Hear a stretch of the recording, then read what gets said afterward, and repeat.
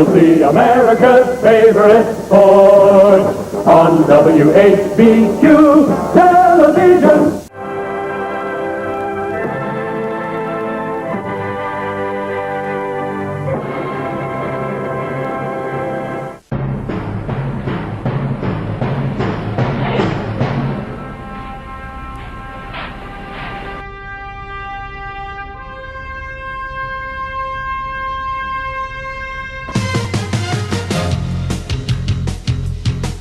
Talking Memphis Wrestling with Randy Hill and special guests.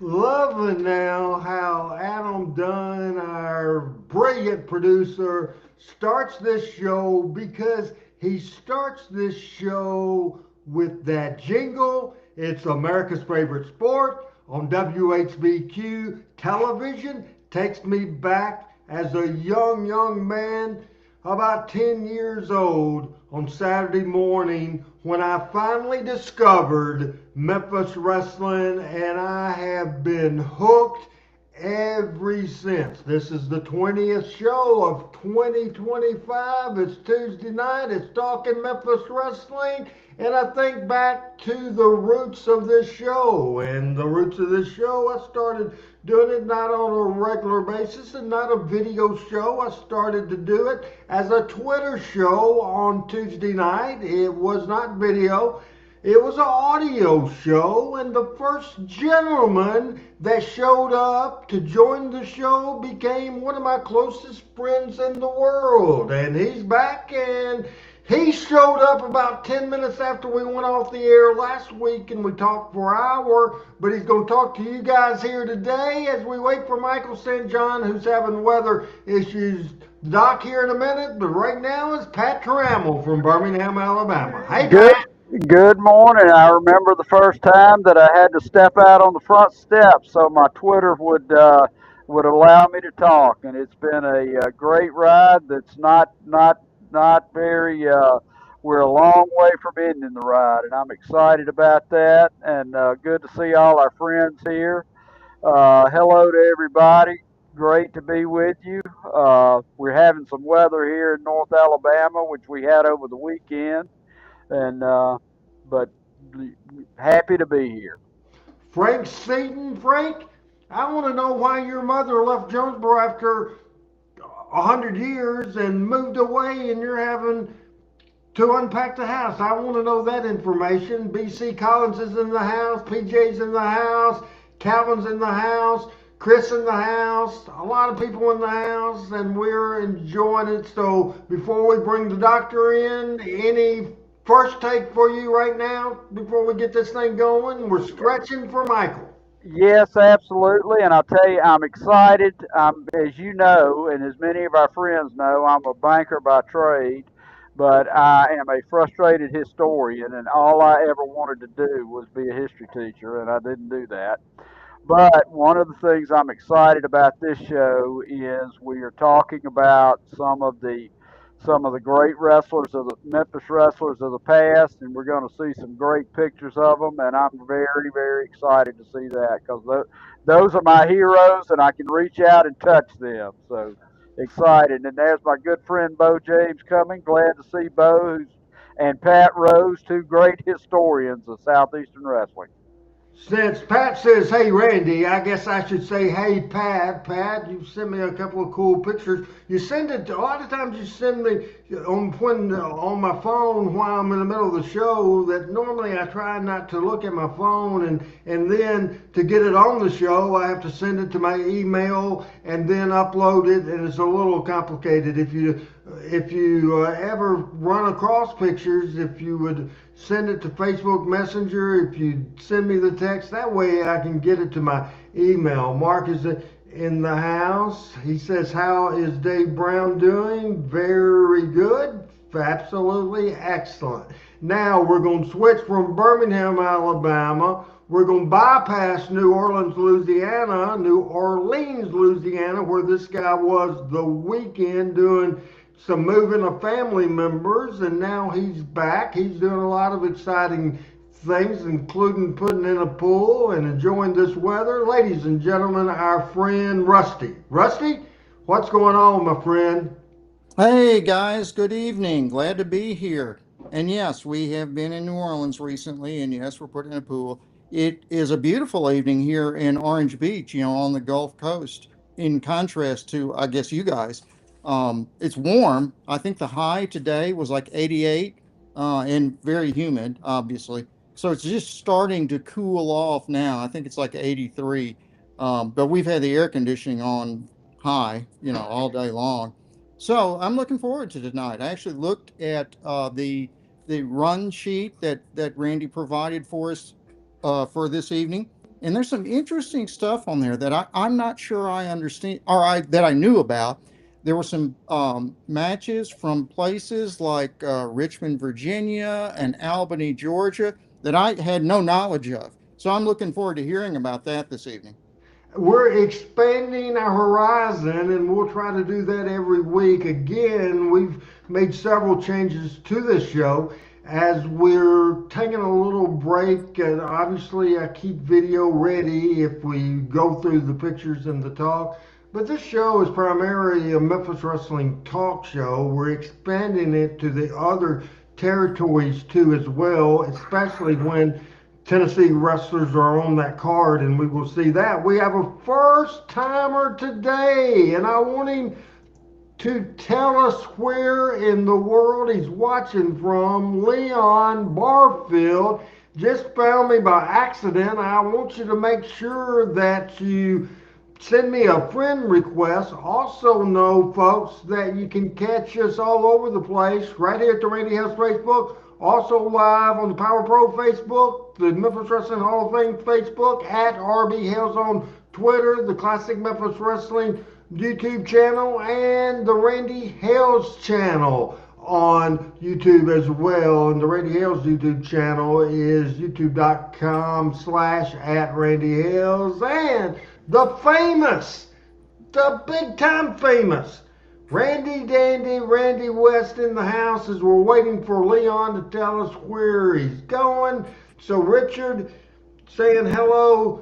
Rich, I cannot believe Richard Hood says hi to me and Rusty, but he didn't say hi to Pat. Pat, you're being discriminated against. No. Richard saw you and Rusty on the screen, and not me. But Richard's always very happy to says very kind every time we're on here together. So uh, Tell us where Leon, hey, well, I cough. Tell me where Leon's from. Leon from Beacon, New Tennessee, correct? York, it says. Which I'm not sure where Beacon, New York is. He says let's see originally where from Beacon, New Atlanta, York Georgia. is.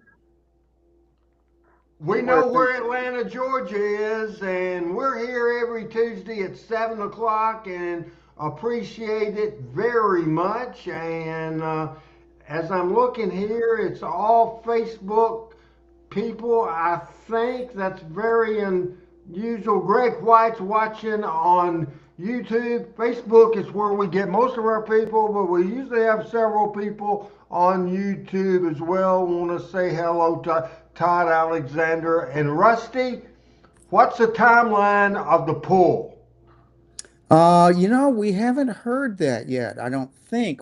It, Tomorrow morning we'll hear, Beth says. We were very delayed in getting the permit approved by the city for some reason, and I have never figured that out. So they just got started like last week.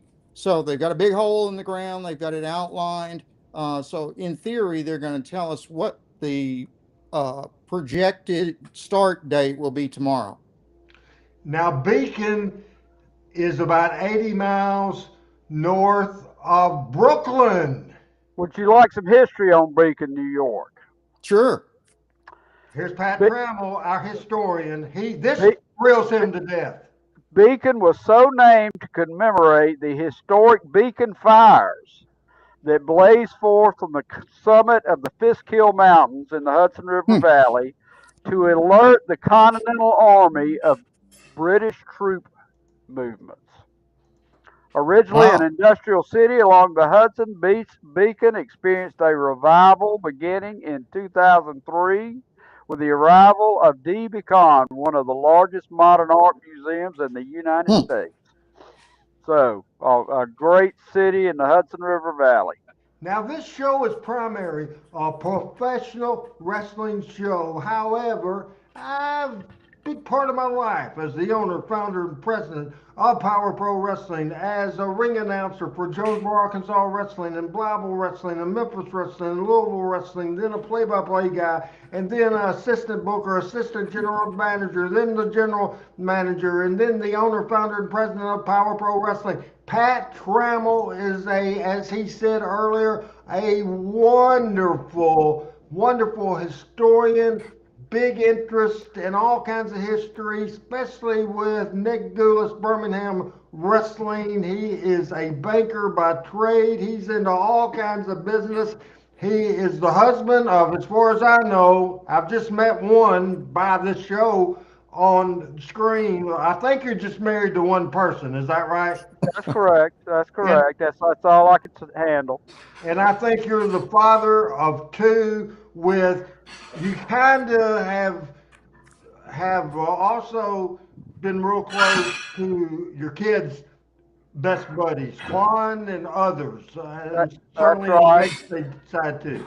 That's right. And Meg, my favorite, is in Portugal for the next 6 weeks on a medical thing with her with college and a medical May Fest. She's interested in being a PA, Rusty. That's good. That sounds like Yes, Yeah, it would we be a have lot a of new fun. person. Certainly, I am the founder of this show that is produced live by Adam West, also giving comments and instructions and bossing me around. Hey, Camden, Pat Rowe's son, Camden, a professional wrestler himself, doing a fantastic, fantastic job. Want to say hi to Camden. Also, Randy West is the best wrestling cameraman producer I've ever seen in my life, the greatest at doing music videos I've ever seen in my life. And in a heartbeat, if he don't like what I'm saying, if he thinks I'm messing up, he might not make a comment for the world to see, but he'll light my phone up and shoot my ass out quick, is what Randy's saying. Now, our another member, Michael St. John, will be here in a little bit. That's why we're stretching a little bit. But I will tell you that Rusty, similar to my background, because as I opened the show by saying and hearing it's America's favorite sport on WHBQ, let's hear that again and get out of it right after the jingle, because I want Rusty to have those thrills, that flashback that Randy Helms did, me, yours truly. So we're going to quickly show that part of the open. We'll stop at that part. It's America's favorite part. America's favorite sport on Talking Memphis Wrestling.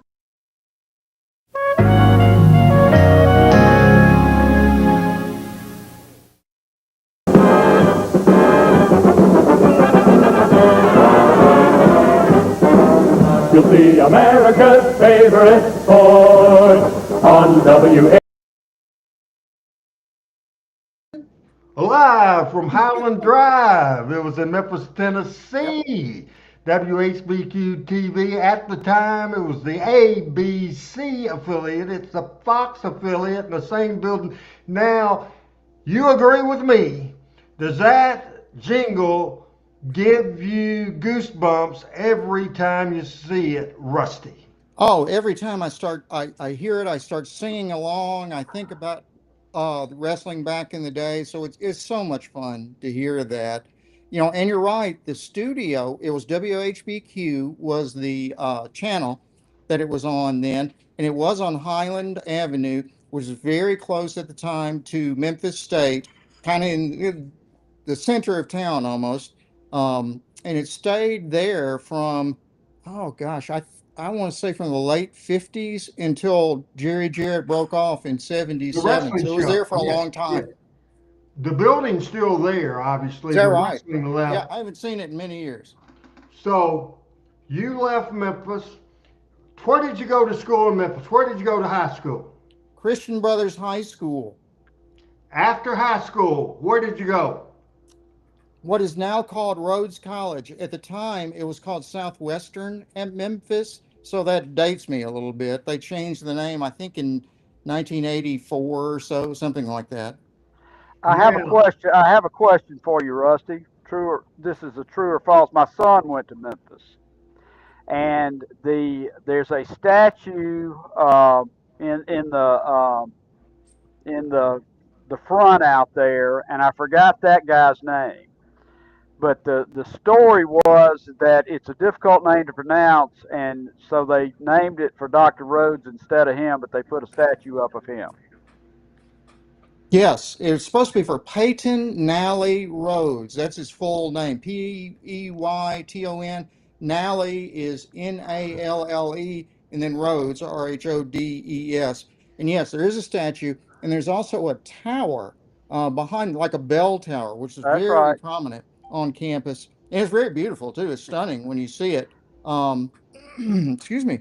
So when you come to the front of the school, which is actually not the most accessible entrance, the most accessible are the way everybody takes to get into the schools around on the side, sort of.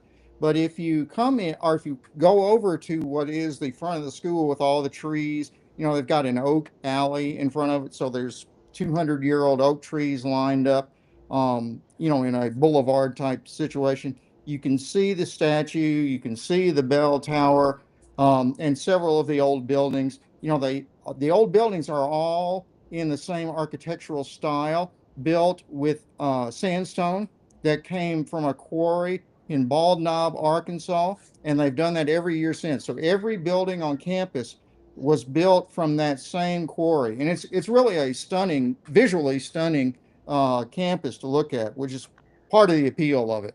It absolutely is. We were very very thankful that Wyatt did his matriculation there. Great school, great people.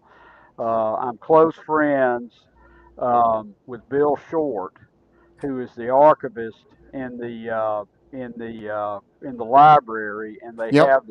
they have the Shelby Foote papers there, which has handwritten his 3 volume Civil War thing. He wrote it by hand, and he left his papers. Wow. So Bill will let me go in there and flip through it, which is a great treat. Oh, that's very cool. I remember Bill Short. He was actually there. I forget what his title was, but he was in the library even when I was there in 1977. So I'm glad to hear he's still going. So, He's still. when you see him, tell him I said hello from 1977. I will. Bill came as a student and never left. Wow. I mean, now that's Rusty, absolutely true, and he's probably 75 years old now. I was Rusty, going to say when he's did you got to get it? be in his 70s. Yeah. Rusty, when did you It's get so in your funny. We head? thought he was old back then. When I went as an 18-year-old, oh, look at that old guy. It was pretty Rusty, funny. when did you get in your head to go to medical school, and what years were you in medical school, and then when did you start your practice? So I went to medical school from 81 to 85, and that was at the University of Tennessee, which the medical school was and is in Memphis. So that was the only medical school in town. And I was so naive. I had no idea what was going on. Nobody in my family had ever been to medical school. None of them had ever been to college, really. So I went to there, just not really knowing what I wanted to do, but it seemed like that was a good thing. I did very well on the medical entrance exam. It was called the MCAT at the time.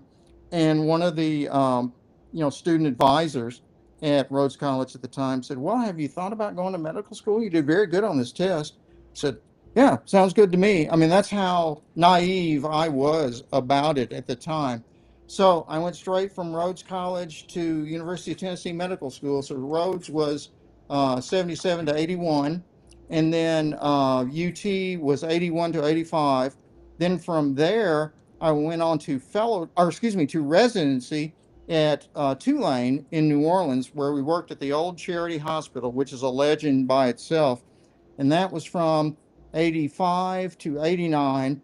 And then from there, I did a fellowship in oncology or cancer at USC in Los Angeles, where we worked at another legendary hospital, which was LA County Hospital. So I've been at some pretty cool places that were, kind of from City of Memphis Hospital to Charity Hospital to LA County Hospital. You can't do much better than that in terms of being challenged, making you do things. Um, so I feel blessed in that regard. So I finished fellowship then, which is really when I started, working basically in practice in 1992.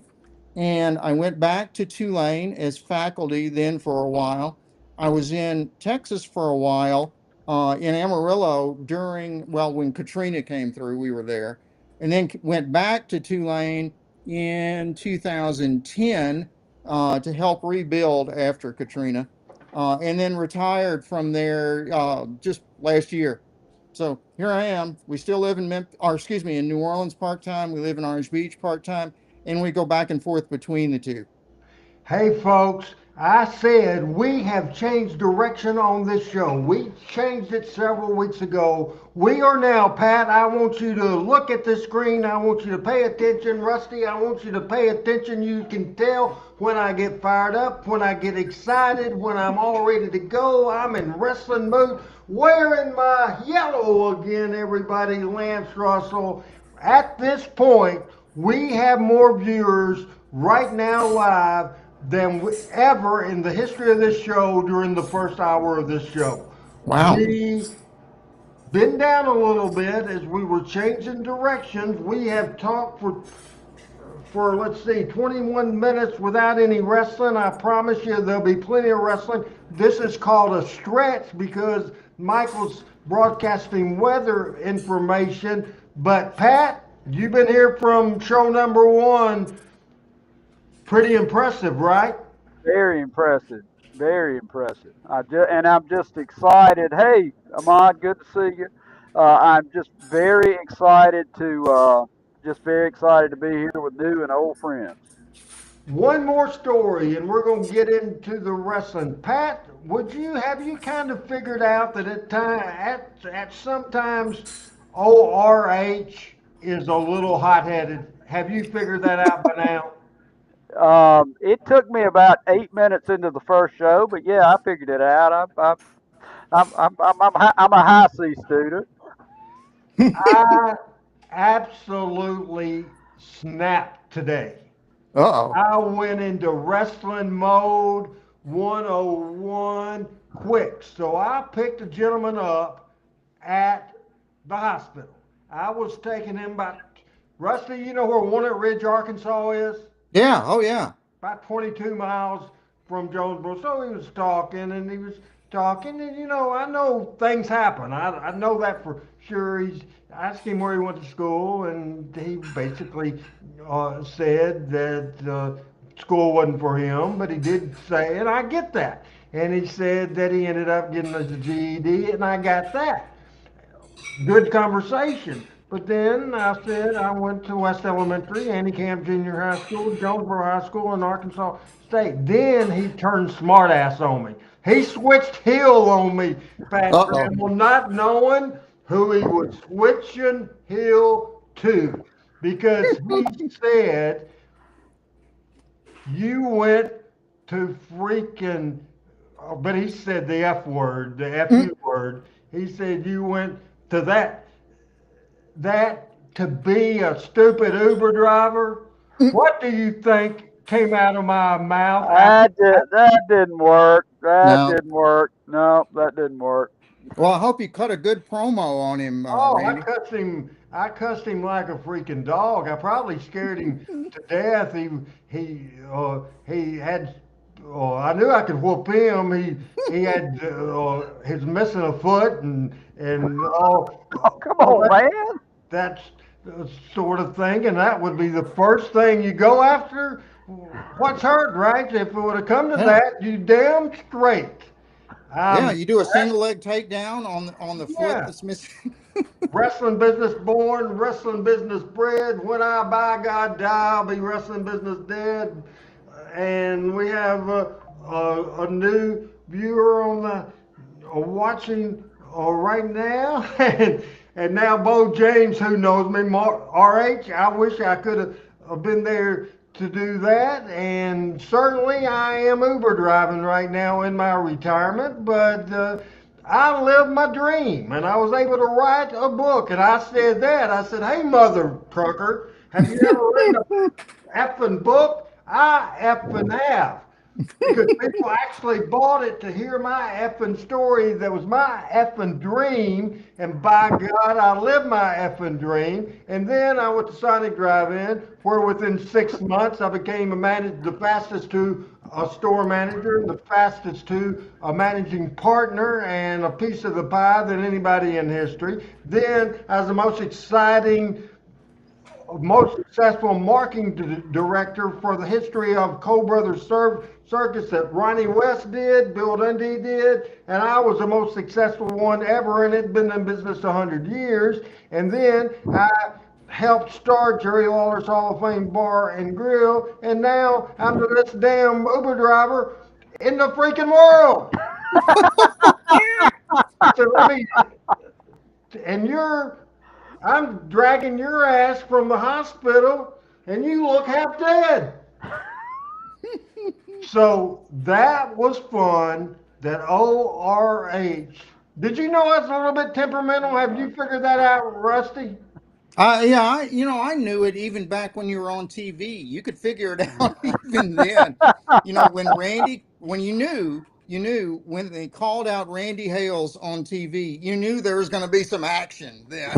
Gonna have some problem. Hey, let's get into wrestling as we're not even close to 30 minutes in. We're going to do the Spotlight Cards of the Week, and they're interesting ones. We'll start with 3976.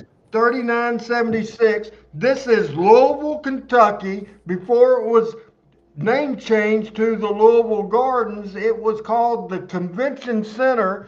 Louisville, starting in 1972, a year before, started there in Louisville at the Convention Center. It used to be a Dick the Bruiser Wilbur Snyder town. It went dark for years, and Jerry Jarrett, who was a booker in Memphis, wanted to become an owner of something. He opened up Louisville. This card was in May of 73, and we'll take a look at this card. And the opening match of the card is the future most successful wrestler in the history of the Tennessee Territory from Memphis, Tennessee, Jerry, soon to be, a couple of years later, the King Lawler, his tag team partner, Jim White, before he and Jim White switched managers and Sam Bass came in the fold. The manager was Jimmy Kent. Lawler and Jim White against Dennis Hall and Tommy Gilbert, the opening match of a three-match card at the Louisville Gardens, $250, $350, and $4 tickets. On the ad, it said it was promoted by Nick Doulis and Roy Welch, and Jerry Jarrett's name was not on as a promoter because he was the top babyface, even though he wasn't on the card. We'll start with you, Pat. Lawler and White against Gilbert and Dennis Hall, opening the card May of 73 in Louisville, Kentucky. My assumption is all of these were best 2 out of 3 falls, and Yeah. that is 4 great wrestlers right there. And I wish there was more video to see of Dennis Hall. And I haven't seen a lot of it if it exists. But that's a great opening match right there. Before we get the doctor's opinion on that opening match, Joe C., and I think Joe C. has watched before, and good question. Sometimes I talk in wrestling terms, just assuming everybody knows what I'm talking about. It says, what does it mean when it went dark? Basically, it went away. It was a regular weekly town for another promotion, Dick the Bruiser and Wilbur Snyder's WWA. Then it wasn't doing good. They were running it before television even. It wasn't doing good, so it went dark. Because of the fact the Memphis Wrestling Office was based in Nashville, Tennessee, 165 miles from Louisville, Jerry Jarrett looked at a map and looked at Louisville, Lexington, Kentucky, and Evansville, Indiana. So that's what it means. And Josie, that is a great question. So, what do you think about that opening match and about the town being dark for so long, Rusty? Oh yeah, no, you're exactly right. So Dick the Bruiser was a very famous wrestler, but he was also a promoter, and he ran in Indianapolis primarily, I believe it was. So he ran a number of towns kind of in the Midwest, and he had been in Louisville for probably from the late 40s, I would guess, till probably the late 60s, something like that, and then quit running shows there. He just stopped doing shows because I assume because they weren't drawing anymore and he wasn't making any money off of it. Well, Jerry Jarrett, as you said, kind of saw the potential there for another market. Actually, Louisville is closer in distance to Nashville than Memphis is to Nashville. So Yes, it sir. kind of made sense to have the guys go up to Louisville and open a second market there.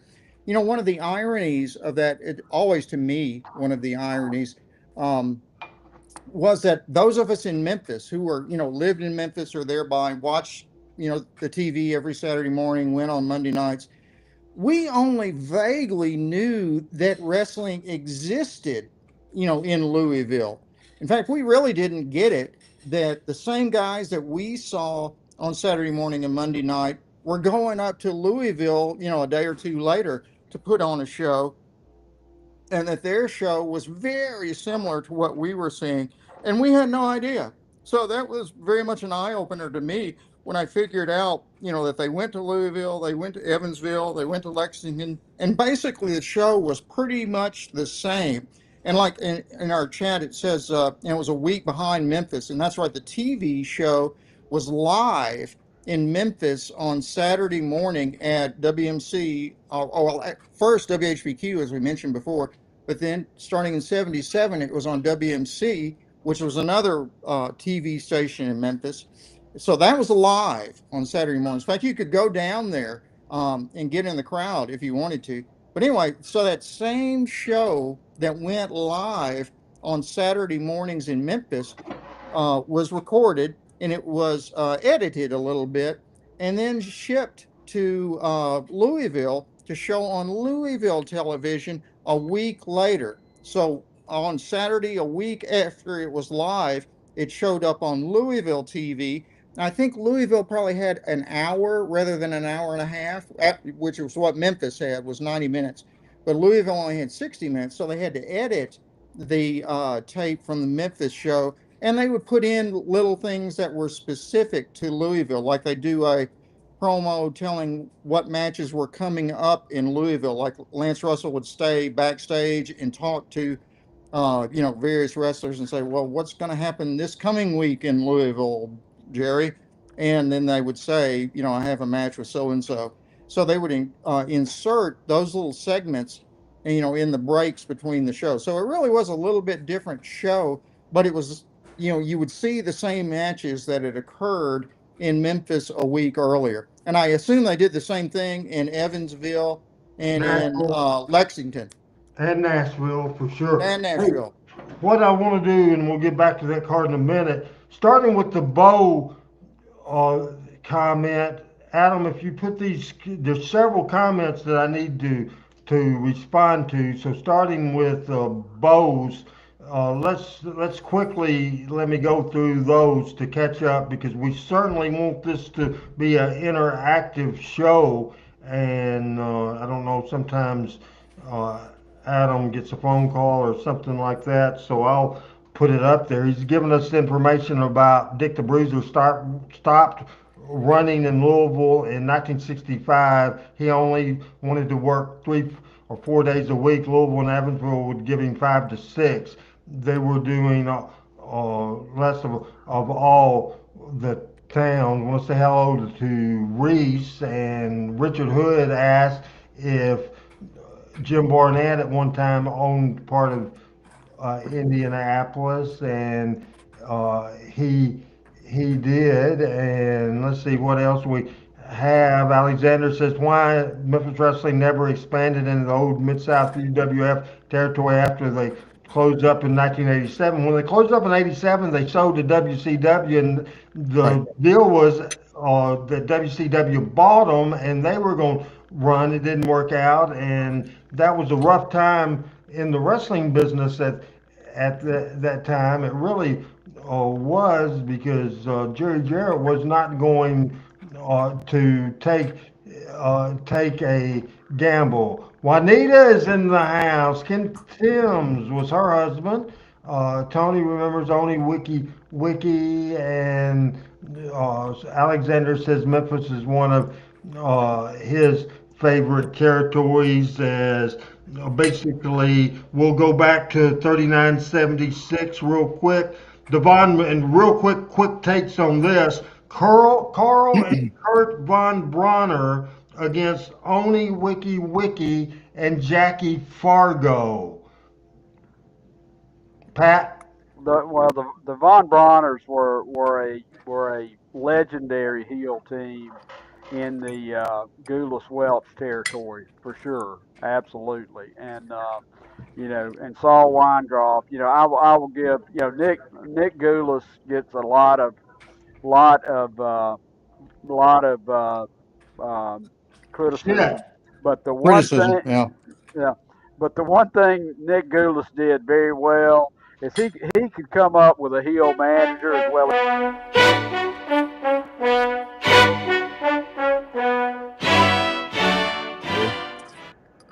I hit the wrong button. Whoops. Little disaster. Hello, Reese. What's going on with you? And you're exactly right, Pat. Yeah, yeah, absolutely. Any other comments on that match? Only Wiki and Jackie Fargo against the Von Brauners. So Pat. who was Oni Wiki? I didn't know that name. Was one of Eddie Marlin's best friends. He came in several times a year. He from Hawaii and kind of short, wrestled barefooted. Uh, Huh. he was came in a lot uh, over the years, but never more than a week or so at a time. Basically, used it as a vacation. Right. Do you I remember will make one other Wiki comment, Pat? Randy, if you want, about the Do- old UWF territory or Mid South territory. The reason Jerry did not expand into there or did not attempt to expand in there was the oil bust that occurred in 1985. So all of those areas, Oklahoma, Texas, Louisiana, were in a depressed state. The economics had dramatically decreased. I was there. I was in Louisiana at the time, and we could tell it even as being residents at the hospital. So the economic basis, which was oil, basically fell out of those territories. So there was no money there for entertainment and that sort of thing. And Jerry was smart enough to realize that and realize that that would be a bad time to go invest in opening up those territories again. Whereas the Atlanta group, the Crockett's, Atlanta and North Carolina group, the Crockett's, I guess, didn't understand that or didn't realize that. So they did purchase that territory and tried to move into it. But the money just wasn't there. And it didn't, that territory never did that well again as it had done in previous years as the old Mid South territory. Yeah, very good. And as we go back to that card, and that was just the second match of the night, the Von Brauners against Oni Wiki, and Jackie Fargo. And Bo James says Oni was the first Hawaiian wrestler they got over in the States right before Sam Steamboat. He ended up in Oklahoma at first there. And so it was Oni Wiki and the fabulous Jackie Fargo against the Von Brauners. And in the main event, Jerry Lawler and Jim White against. No, I'm sorry. I'm going to the first match. The main event of the night: the interns with Dr. Ken Ramey against Tojo Yamamoto and Eddie Marlin, my mentor, with the fabulous Jackie Fargo in the corner. Pat Trammell. I would have, yeah, as you know, Dr. Ken Ramey was the Hill manager of all Hill managers in my youth, and the interns were. I would have loved to see Jackie Fargo catch and finally corner Ken Ramey in the third fall of that match because I'm pretty sure I could have written that one. How about you, Rusty, real quick? Oh, absolutely. Dr. Ken Ramey and the interns were one of my favorite tag teams, one of my father's favorite tag teams. He loved to yell at him, Dr. Ramey and the interns. What kind of a doctor is he? And so we watched that, every Saturday morning and saw Ken Ramey and made fun of him. Pat, if you would read Bo's note that I put on the screen. Yeah, and it's interesting because I was listening when I can't sleep at night. I put on YouTube and I heard I had Cornette on talking about the decline of the Crockett wrestling uh, business, and Bo says that Crockett didn't buy the territory to run, even though he did run some towns there. He bought it for the Dallas headquarters to make it look better, and all the TV station that Watts had, so he could expand his syndication package. And that did not work out real well. And at that point in time. Um, Georgia Championship, WCW was in a loser leave town match nationally with Vince McMahon, and he attempted to do that, and it just really didn't work. And Cornette makes the point, and he goes through, a year's worth of, they were the Greens. Jim Barnett could have ran Greensboro every week and still be running it and selling it out and making a lot of money. But, he talks about how they were, running shows all over Monroe, Louisiana instead of Greenville, South Carolina, and how it just didn't draw any money. So, and by that time, a lot of the wrestlers were on a salary, and ultimately the wrestlers um, that the Crockett appreciated, like the Midnight Express, got 40 cents on the dollar, and a lot of them got nothing when it ended up in bankruptcy.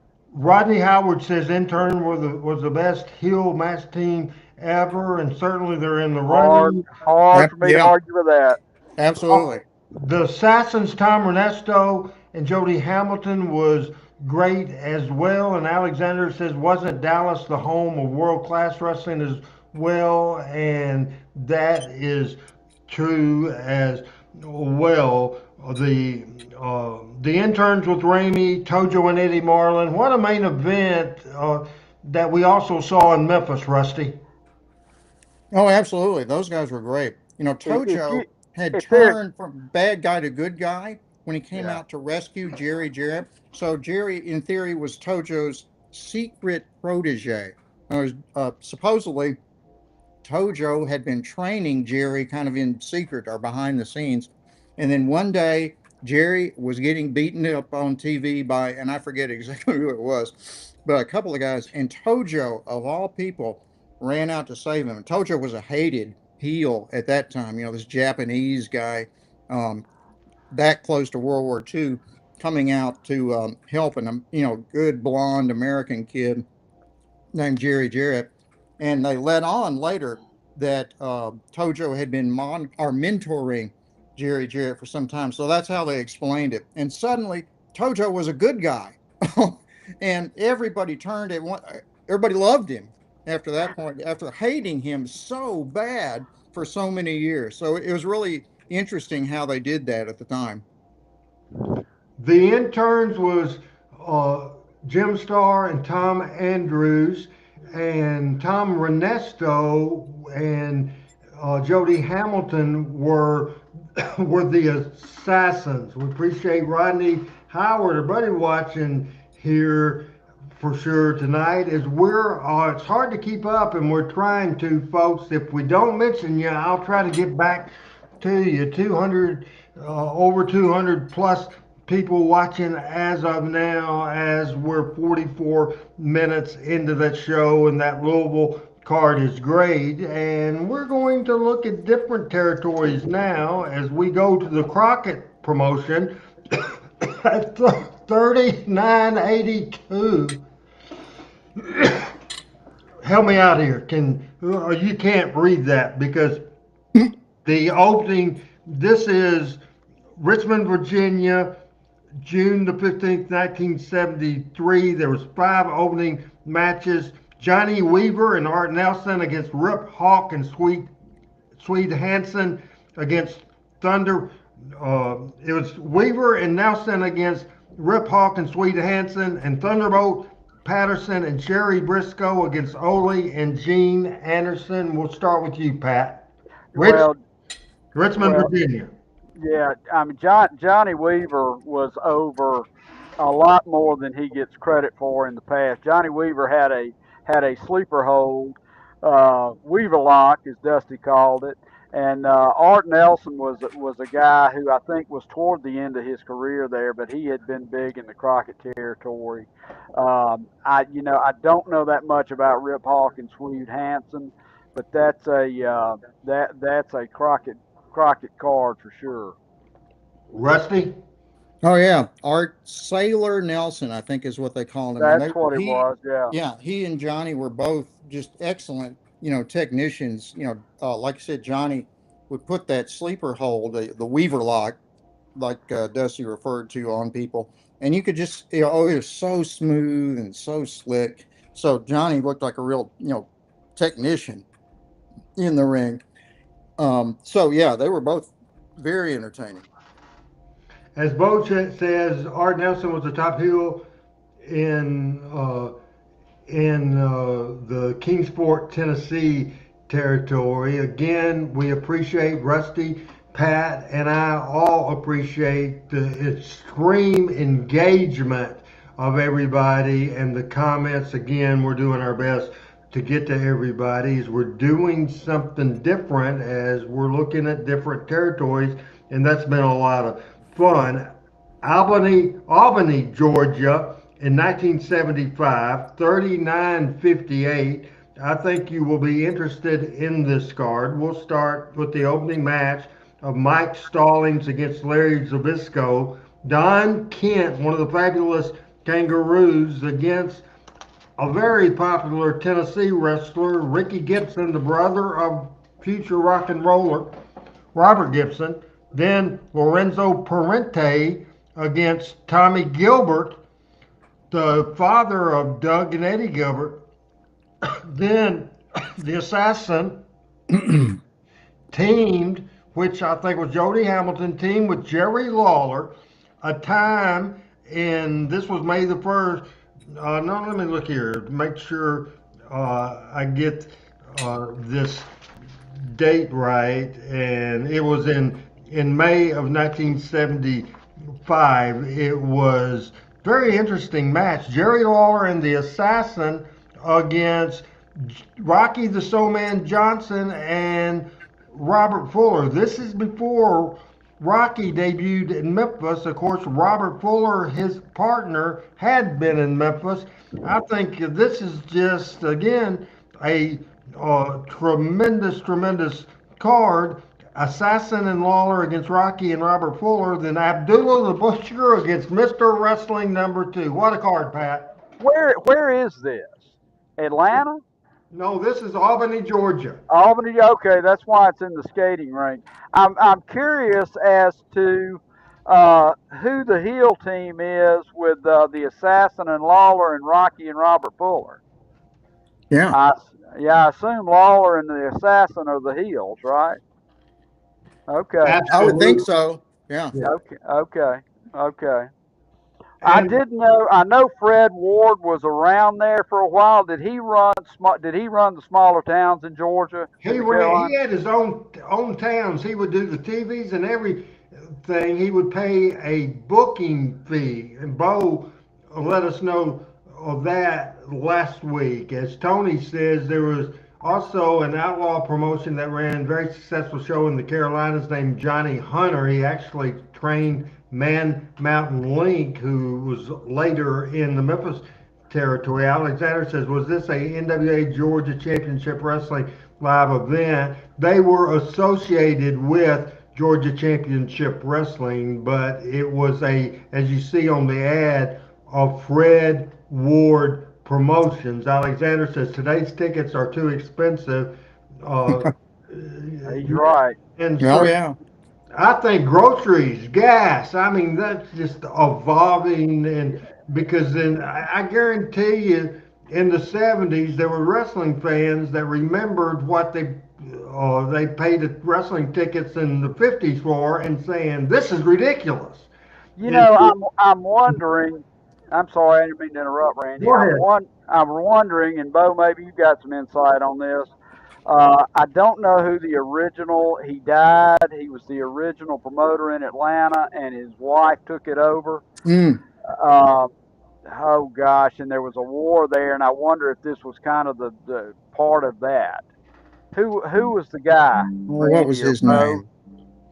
I know who Ray you're talking about. I Gunkel. He can't think of his name. Yeah, no he Gunkel. who, Ray yeah, Gunkel. Ray Yep. Gonk. Yeah, died in the ring maybe or something, or he had a Yeah, heart attack. Yeah, Yeah. yeah. Unexpected. and Ann was his wife, And and apparently, rumors were that she was after Ray died, she was fooling around with Ted Turner, and she got TV on TBS. This first time this has ever happened. Said they do the NWA office television, say at 10 o'clock in the morning. Then they pack up, and then an hour later they do and Uncle that's out. what I understand. I And Tom understand. Ernesto was the booker there. Okay. Well, yeah, yeah. Well, somebody fooling around with Ted Turner's not a short list. You think? I'm pretty sure of that. Juanita, we're talking her stuff as something she's interested in, Georgia wrestling. Bo says, let's put Bo back up there. I missed that. Ray Gunkel, he wasn't the original, but he came in the '50s. And Alexander says, and Gunkel all star wrestling, and it's certainly interesting to see that card. We're going to get out of whack on the cards, Adam. We're going to go to the very last card. It is 3950 from May the 1st, 1976, now called the Louisville Gardens. The future Dr. D, David Schultz against Rosie Jones. I remember the name, don't remember what he looked like, don't remember the size, don't remember anything. Dan Miller, not very familiar with him. Mm. Against Bill Ash, very familiar with him. He became the famous maker of wrestling boots. That's where all the boys bought the boots. Then the next match is interesting. Don Green and the Scorpion. The Scorpion at the time was Don Bass. Don Green and Don Bass against the team of a father-in-law and a son-in-law. Eddie Marlin, the father-in-law, my mentor, father figure to me, and Jerry Winston Jarrett, and Eddie Marlin as a team against Don Green and the Scorpion. Then what became a ritual in the Memphis territory, Lawler was so dang over. The main event was the Southern Tag Team Championship. Jerry the King Lawler and Plowboy Stan Frazier against the tag team of Big Bad John and Bill Dundee. Now, Big Bad John is a wrestler that on a live interview proclaimed that Bill Dundee, as Big Bad John was up, he said, I'm the bicentennial baby, Big Bad John. And this little guy beside me is the superstar, Billy Dundee. And that program, Lawler and Frazier, that led to Frazier and Lawler splitting up against Big John and Bill Dundee, and that was the scheduled main event, and a lights out match, Jerry Lawler against Don Anderson. Don Anderson was a guy from Portland, Oregon, and my knowledge didn't really get pushed many places in the world. Lawler in '76 was so over. They brought a no name on television.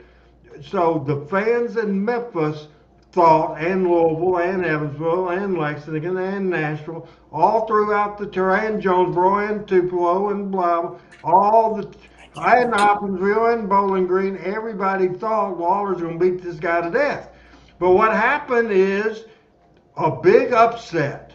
Lawler got beat, slipped on a banana peel is the wrestling terminology for that. Something real quick, 1, 2, 3. Don scooted out. Lawler went crazy, demanded a return match, and just because of that, Lawler was so over, Pat. In that time, you could make a baby face. There's nothing about heat there per se because the heel got beat quick 1, 2, 3 or fairly quick 1, 2, 3, but Lawler still had so much heat that didn't hurt him, and it sold out all over the territory. And we hadn't heard of Don Anderson since. What are your thoughts on Don Anderson, and did you ever see him? I've heard the name. Uh, I heard the name once or twice. I mean, I hope he got a check coming through town and went to Jack Fry's and had a big steak and headed on out of town. I don't know. He was Alexander Uncle Elmer, WWE. Let me deal with. That don't sound nice. Deal with. Let me. You All right. guys. Hey, Randy, I'll ask you a question. So back to that tag match. So Yeah. who were the champions? Was it Lawler and Plowboy in that match? Yes. Yes. Okay. And then didn't Plowboy turn on Jerry at that point, or was that later? That was a couple of weeks later. That was part. That was a story they were telling. They were Is that telling Lawler was in two stories. Adam, put the private chat where I can see it. I can do it. There, say he asked a television question. Did they bicycle the WHBQ show before WMC? Was it a 90-minute show live? The Channel 13 show, once it changed to Saturday morning, and when it was in the afternoon, it was an hour Yes. and a half show as well. Now, as far as the bicycle, it's what they did in the other towns in Louisville and Evansville and Nashville and Chattanooga and Birmingham and everywhere else. They would put together a show based out of Birmingham. They would use Birmingham TV, they'd use Chattanooga, and they would use Channel 13 stuff too. So it just depends what the card was in the local market. Pat, any comments? Any more comments about that Louisville, Kentucky card? No, I guess that was it. Was the kind of denouement of the Plowboy Frazier Lawler tag team when Jerry convinced Plowboy that Lawler was taking advantage of him with the Yeah. quote diamond ring. Oh Yeah. yeah. I remember that. Jerry came out and pounded it with a hammer. Yeah, yeah. Oh, that was so funny.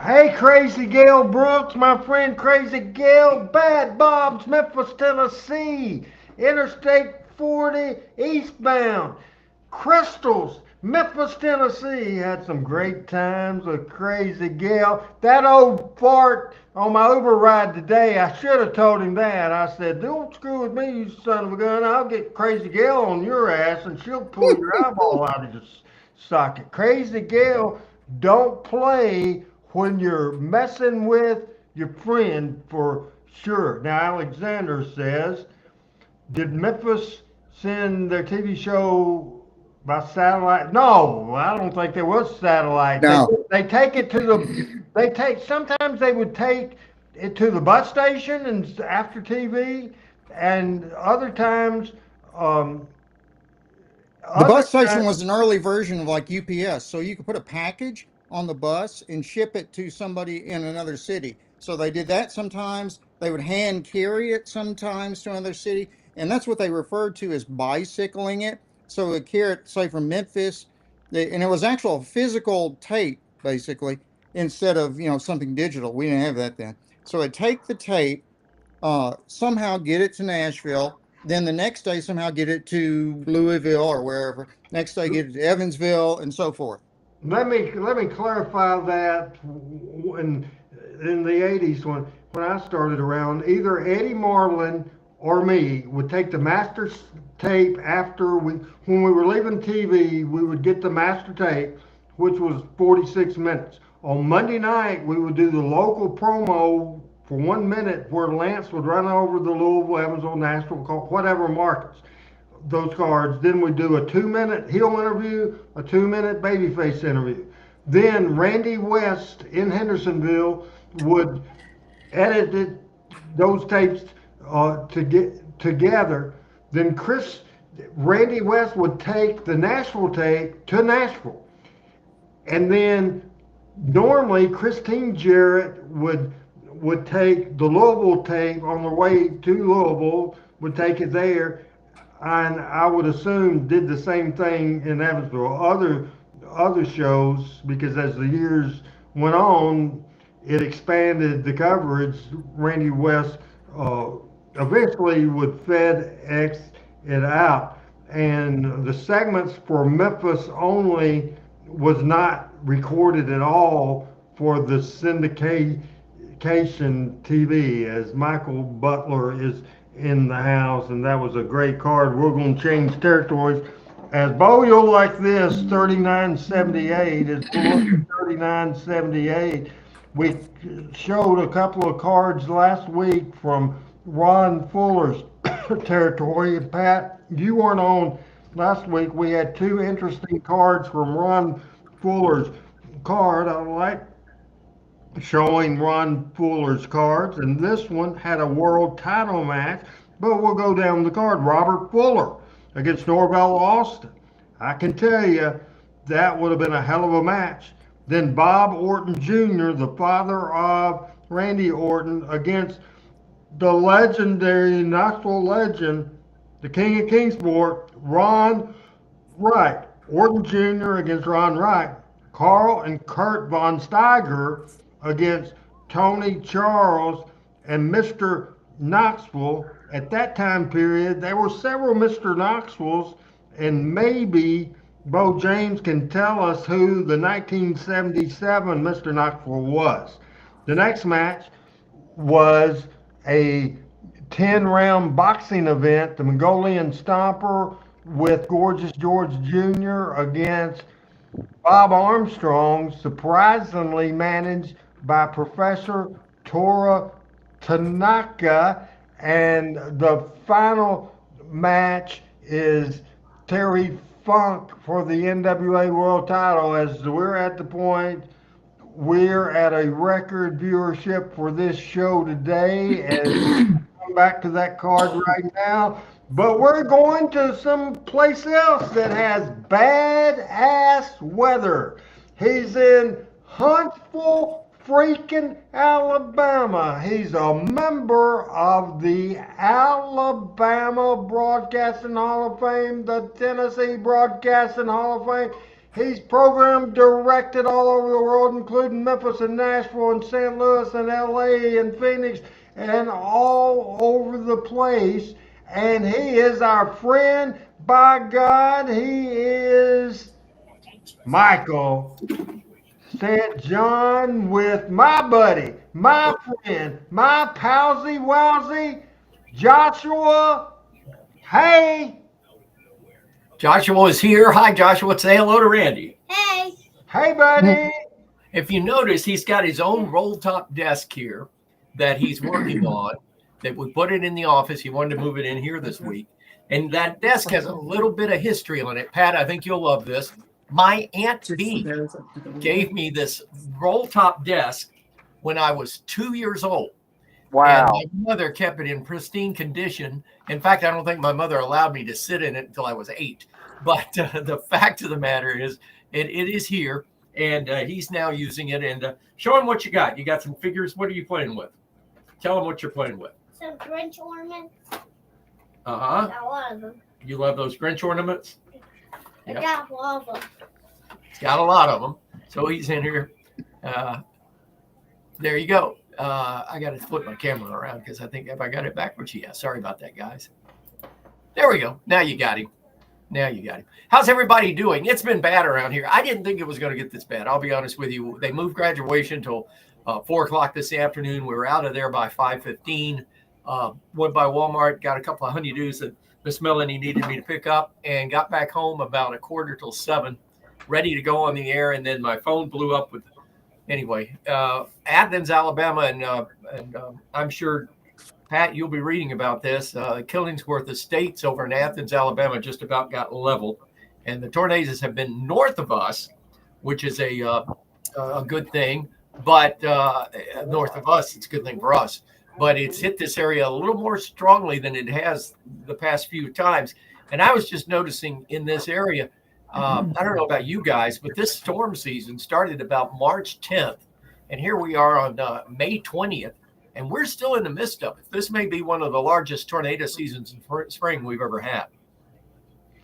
Well, that's fine. It's been bad here too, no doubt about it. How's everything else going, Michael? And we'll get right back in the show as we are at record numbers, and we want to get right into the thing. But real quick, hadn't seen you in several weeks. It's good to have you back on. Well, thank you. And I've been jonesing to be back on. I was honored to have lunch on Friday with my brother Pat Trammell down in Birmingham, and we had a great lunch at Nikki's West. I brought home, I got a meat and 3, and I could only eat 2. So I got home with the fried green tomatoes, and that night I was like, I think I'll warm up those fried green tomatoes. Well, guess who hit them first? Miss Melanie. Miss Melanie said, "Oh, fried green tomatoes from Nikki's West." And, Michael must have brought them home to me. So I never got my fried green tomatoes. But I've had this guy for the past 3 or 4 days, and that's a blessing. And thank goodness we got a lot of things. I want to thank everybody that helped, and Pat, especially to you and Randy that helped out as we got some problems solved with the radio station. And without your guys' help, I probably wouldn't have had it happen. But thank you guys for being my brothers and helping me. Rolling right along, we'll go back to 3978. As Michael, we've talked Georgia wrestling, we've talked North Carolina wrestling, we've talked Memphis wrestling, and we want to put up Adam 3978 back up there, and I'll read the card again, and thanks to Bo James for letting us know one thing. The opening match was Robert Fuller against Norvell Austin, Bob Orton Jr. against Ron Wright. Then it was Devon Tigers against Tony Charles and Mr. Knoxville, and Bo explained to us that Mr. Knoxville at this time in 77 was Ronnie Garvin. The next match was the Mongolian Stomper with Gorgeous George Jr., and that's a formidable deal there against Bob Armstrong. The main event, a NWA World Championship, May of 77, Terry Funk defending against Ron Fuller. This is Knoxville at the Civic Coliseum. What do you think, Michael? That's a loaded card. Ronnie Garvin was a little bit of everything in his career. The hands of steel. I mean, you talk about a guy that could work, he could sell, he could talk. Probably doesn't get his propers in the world of professional wrestling, but him alone could draw money. The Mongolian Stomper, Archie, was an incredible heel. I mean, the Stomper, he reminded me a lot of Joe LeDuc, that whenever you saw him, you didn't like him. And of course, in the dressing room, he was the exact 180 degrees of that. But that's a loaded card. Back in those days, the German tag teams were the run of the day. You had the Von Bronners in our area, the Von Hess tag team out west. You had the Von Steigers. There was another team that I'm not recalling the name, but coming out of World War II, I guess the Germans were still considered heels, natural heels. The Japanese stars, on the other hand, were the same way, even though Tojo Yamamoto ended up being one of the most beloved baby faces and one of the most beloved wrestlers in the Southeast, in the Nashville and Memphis territories of all time. So, this is, when you look at that, how many people on that card would you put in the Hall of Fame that aren't in the Hall of Fame already? Some Hall of Fame already. Funk is, Ron Fuller is, Bob Armstrong is. I'm sure that Mr. Knoxville at that time was. I mean, that's a loaded card of superstars when you think about it. It really is. We have breaking news right now, so we interrupt this show as Michael was giving us weather there in that area. Bo James is reporting Clarksville, Tennessee had a tornado about a mile from his sister's house today.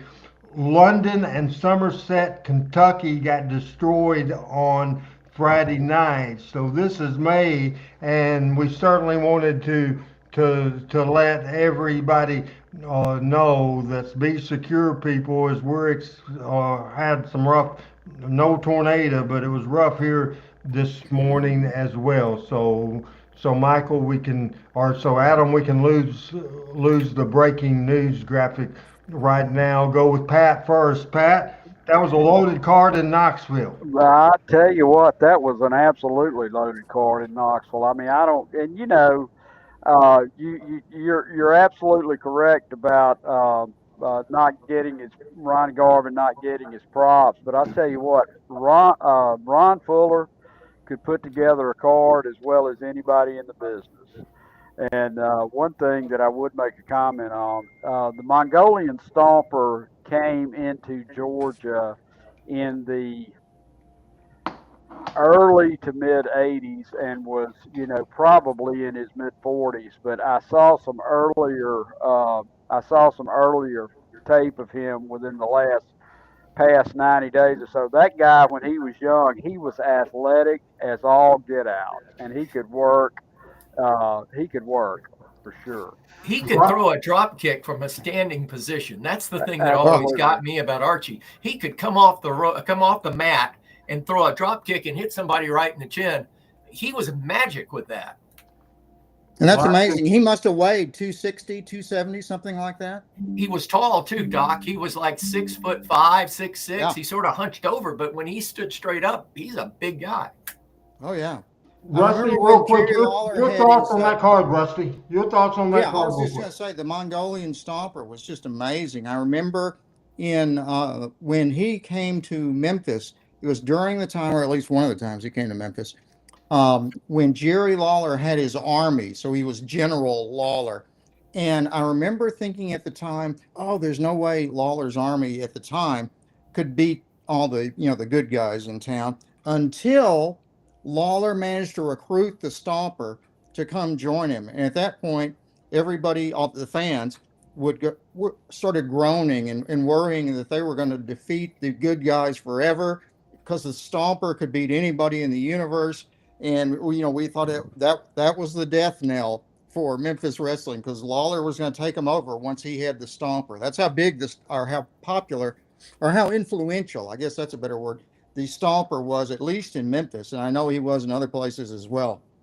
Now, Bo James says, other than Terry Funk, that was the crew from Knoxville at that time, and they were doing huge business. And Bo, this was in May of 1977. Bo, do you know who was booking during that time? Was it Ron or was it Robert? One of the two at that time. So, Michael and Pat, any comments before we change territories? That crew would do big business today. You're right. It'd sell out houses without a doubt. Hey, and then this is the thing I always heard about Ernie, the Mongolian Stomper. He would have been bigger, but I understand he was a big family man, and he would take time off just to be with his family. Have you ever heard that, Randy? I remember back in the day hearing that. I've heard that, and he was also temperamental and really would get hostile of his money. I think he was real happy with Ron Fuller. He left Memphis a few times. He left every territory he ever did. He left Nick. Left Nick, but because of what you just said. He just liked Ron Fuller, so he spent a long time. When he died in Knoxville. He was a deputy jailer there. He was a deputy sheriff in Knoxville for a long time.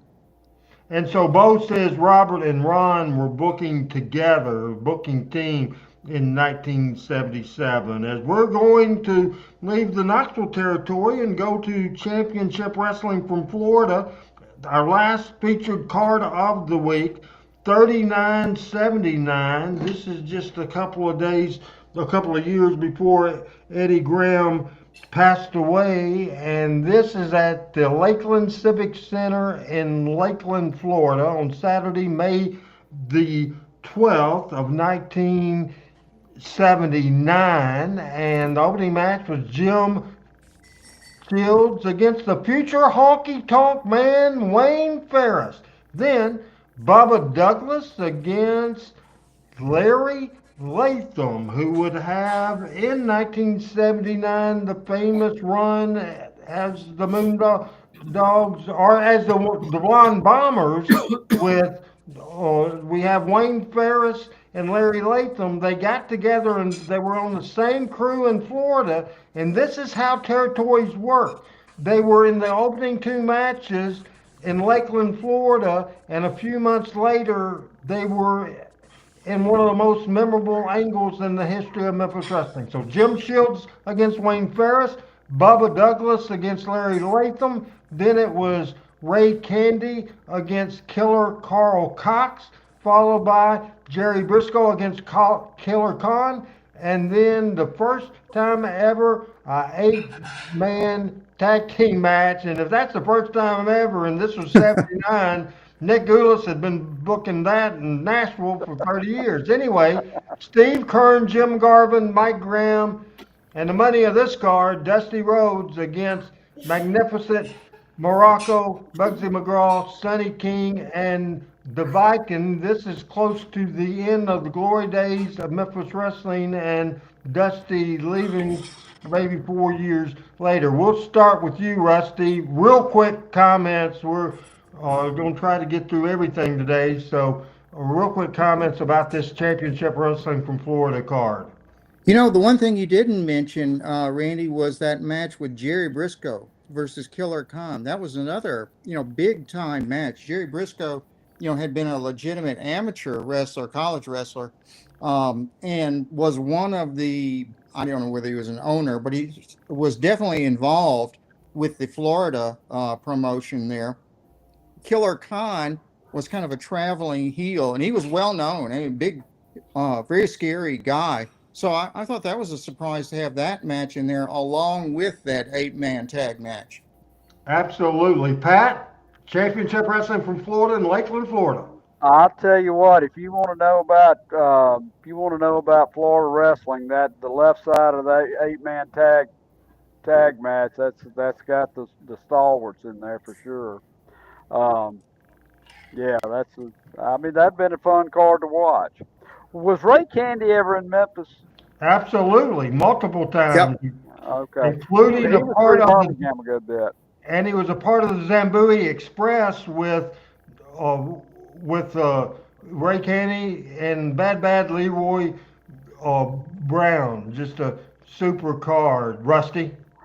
Yeah, I was just going to say that was the Zambui Express when Ray Candy came to Memphis. He probably came before that, but I don't remember that. But I do remember him. And he was a great big guy, too. He's 300 plus pounds, as was his partner in the Zambui Express. So their combined weight was like 650, something like that. So they were an enormous team.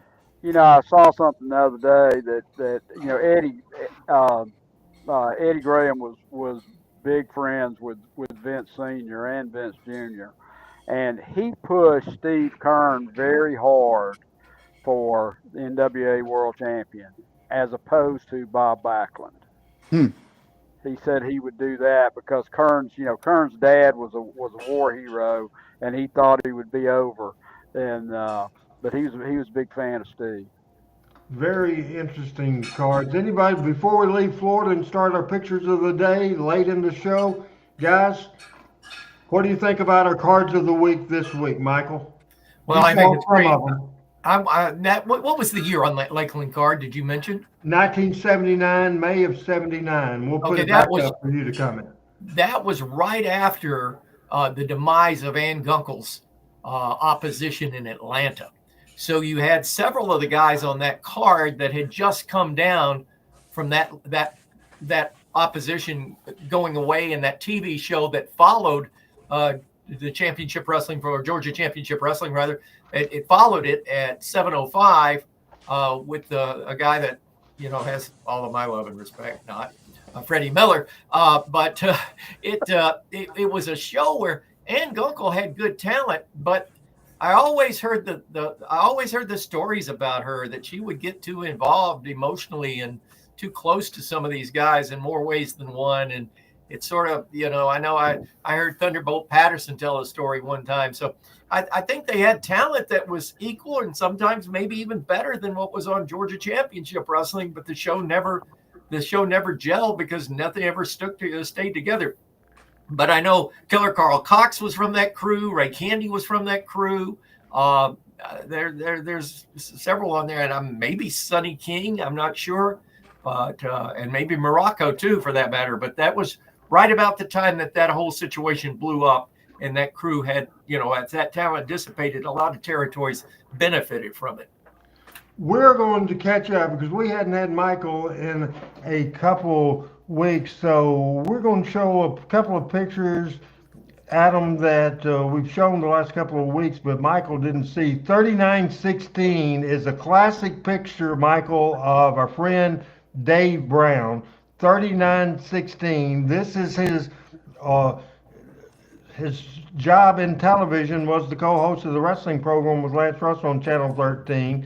Also, before he became the weather guy, that he retired as the #1 Memphis weather guy of all time. This is Dave Brown, the host of Dialing for Dollars. And Michael, I sent this to Dave, and Dave texts back, that was in 1968. How about a young Dave Brown in 1968 for Dialing for Dollars at WHBQ Channel 13? Michael. And I'm almost positive saying this, that Dave Brown was also the night jock at that time on 56 WHBQ radio, where George Klein was the morning show, and they had a phenomenal cast of announcers and jocks, and Dave, and that was the one thing that Channel 13 I think did better than any other TV radio combo in the South, is they cross promoted their talent from radio to TV and vice versa.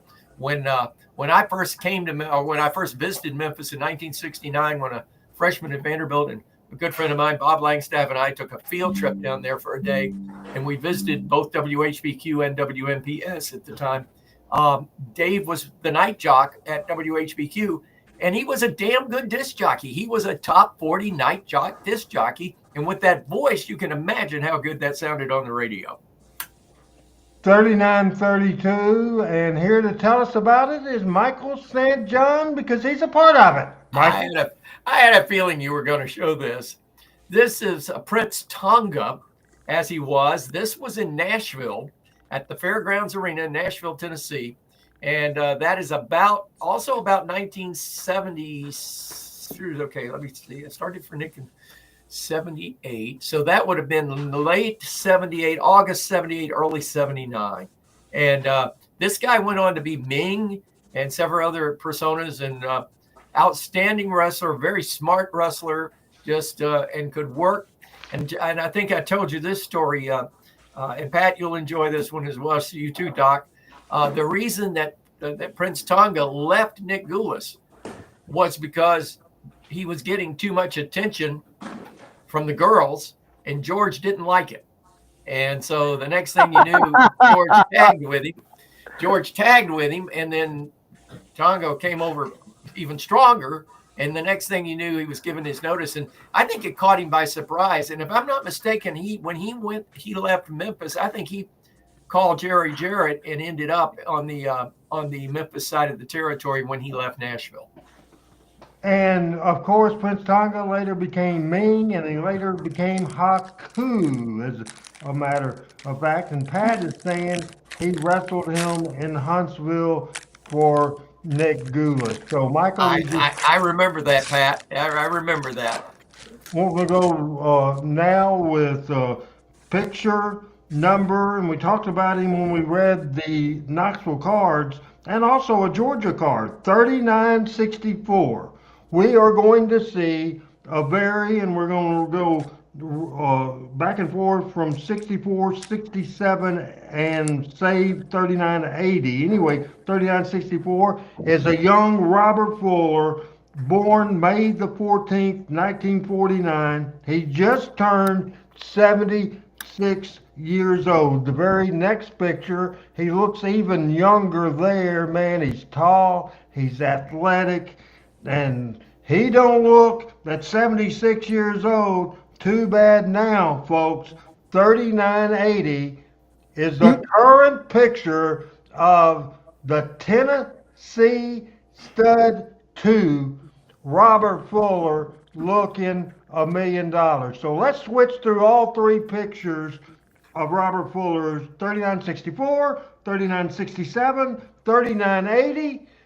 This is the Tennessee Stud 2 Robert Fuller, one of the funniest guys in the world. And I can tell you one thing that he's famous for more than anything else with the girls, but that's not suitable for a worldwide clean wrestling program at all. Robert Fuller, we'll start with you, Pat, then go to Rusty, then go with First, Michael and Josh. first baby face I ever saw. He and Jimmy Golden and his cousin Jimmy Golden and the Heel Greens took him out, Birmingham. Rusty, Robert Fuller, real quick. I was always surprised Robert Fuller didn't get bigger somehow, or more popular on the national stage than he did. He was so big, 6'5" or so, and 250 pounds. Great look. He's tall, he's athletic, a great talker on top of it. So it was always, I thought, unusual that, or strange, whatever reason, that he didn't go bigger like in WCW or NWA, or rather, our WWF. Pat, did you say everything you wanted to say about Robert, or you have more? No, that's it. That's Mike? it. I just remember that's one of the very first baby faces I ever remember seeing. Hey, I'll tell you a funny story that you probably don't want to know, certainly. And by the way, Adam reminds us that he was Tennessee Lee in the WWF with Jeff. He was also Colonel Parker and all other things. I was invited. I had two choices. I was living in Nashville. I was living in Hendersonville, Tennessee. I was invited to Jerry Jarrett at the ballroom, 467, and it's been changed the number of it now. But the big house on the hill. I was invited there, and I had gone the year before. But Jerry was there, and Deborah was there, and the kids were there, and Christine was there, and everybody there, and it was a basic family gathering. But this particular year, I was also invited to an apartment complex in Madison, Tennessee, right up the road in Nashville, by Robert Fuller, his wife Sylvia at the time, their kids, also cousin Jimmy Golden, and I got a little different dessert because it would have been pumpkin pie at the Jarrett's house, and it was wacky backy. It was Burnham Burnham. It was the weed. It was marijuana pills, as Nick Goulas would say. So I would have left Jarrett's with a full stomach, and I left Robert Fuller's house high as a kite. High as a kite. Robert? Rusty, I was a wrestling business guy, and I make no apologies for it.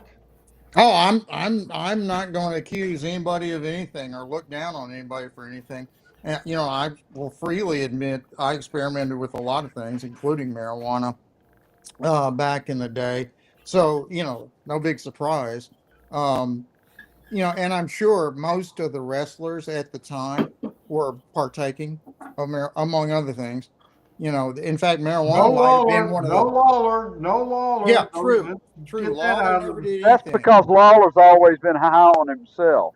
He was high on women. That's the Lawler, line I of the just night. think he's a maniac. Nothing like a Dusty or no. I disagree strongly with that question, that statement. Absolutely. I'm gonna go ahead, Doc. No, you go ahead.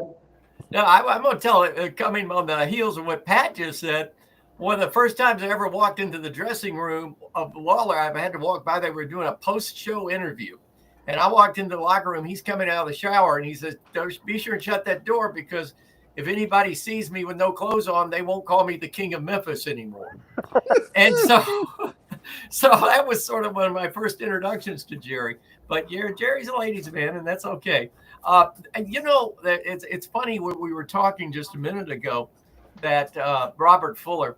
I think Robert Fuller's built one of the best minds in the business, and I didn't get to know Ron as well as I got to know Robert, and then I got to know Ron, and I realized that how much of that knowledge And you got to realize they were raised by Buddy Fuller, and in the wrestling business especially. And Buddy Fuller, without a doubt, was one of the greatest minds of professional wrestling in the 40s, 50s, and 60s. And so a lot of that knowledge, they were sponges, and then they grew up to be big guys. I always thought that until lately, Robert looks great, by the way, but until lately, Robert was sort of gangly. He was sort of he was sort of a wide wingspan and long legs, and I think that may have held him back a little bit back in the day. But he could do it all, and could work and could sell and could. And in Knoxville, he was a great promoter and had great matches. But Randy, what was the great line that Jerry Jarrett said at the Mid-South Coliseum when the house was like down in the pits and Robert Fuller and Jerry were looking at the crowd, and Jerry says, "Well, it can't get any worse." And Robert Fuller said, "Oh yeah, it can." And then the next week, Robert Fuller wasn't booking anymore. Yes, that was in 1979, and I've heard that story 100 million times. By the way, the opposite of the story that you were talking about, Lawler say if they saw me without my clothes on, so they wouldn't call me the king. Well, they saw Robert Fuller without his clothes on, they would call him the king, and that's what I was referring to. I put a little message in the private chat, and some folks already responded to it. Hey, real quick, if you don't mind, I want to answer a gentleman that was Wendell Davis up in Clarksville. I hope you're safe, my friend. And yes, I did appear one time in Hopkinsville at the Western Kentucky Fairgrounds for a wrestling show. And it's funny you should remember that, but I did actually do that. But thank you for bringing that up. I'm sorry, I had to interject that. All right, yeah, I think it's very important, and I think one of the reasons, among many, we're doing such good numbers. I think people's buying what we're doing. And Michael, we had a long talk about me telling you to change the directions I was doing, and you agreed, and you kind of know I'm hot-headed, so you had in your mind already we need to change direction, but you weren't going to tell me that. But you agreed with it once we changed directions, and I think it's important for us to not rush, and we don't have to get through this. We want to make sure our audience is included on this show, so we all need to be self-conscious and knowing that we have questions coming in, because I think fan involvement, as James says, Robert was a great partner with Jeff Jarrett. He was. BC says Robert cut great promo.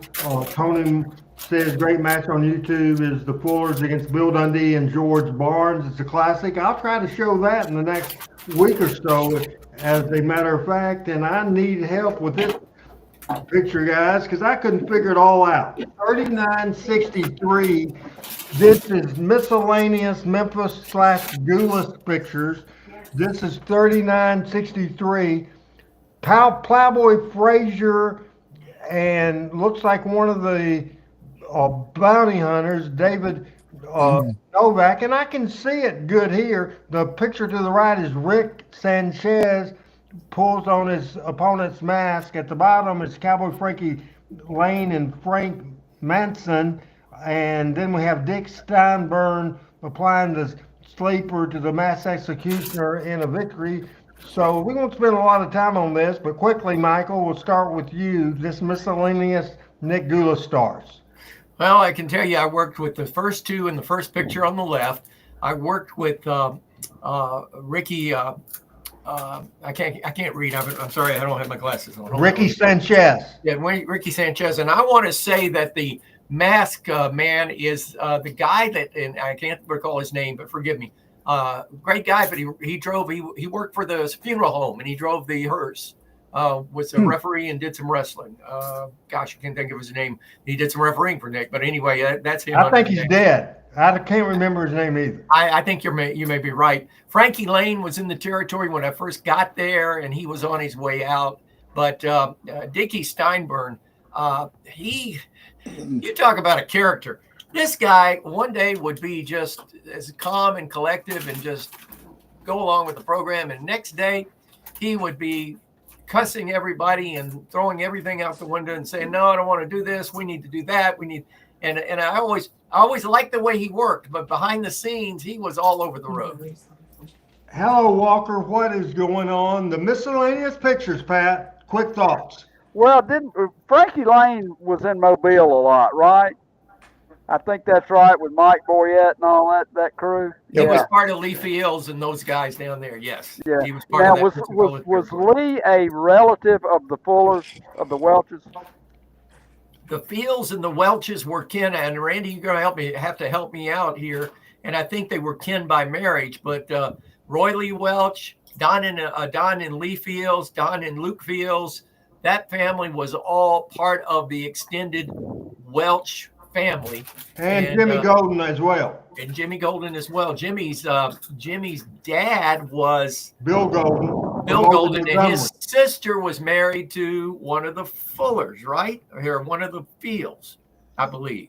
I think one of the Fullers.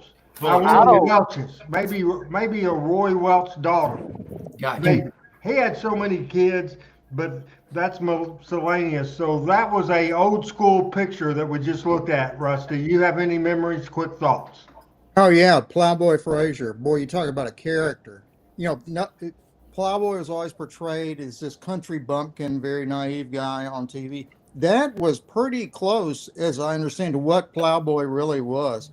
He was grew up and lived in Philadelphia, Mississippi, which is down in kind of south central Mississippi, and came up, and I think he wrestled in Mississippi a little bit before he came to Memphis, and Lawler brought him up with him.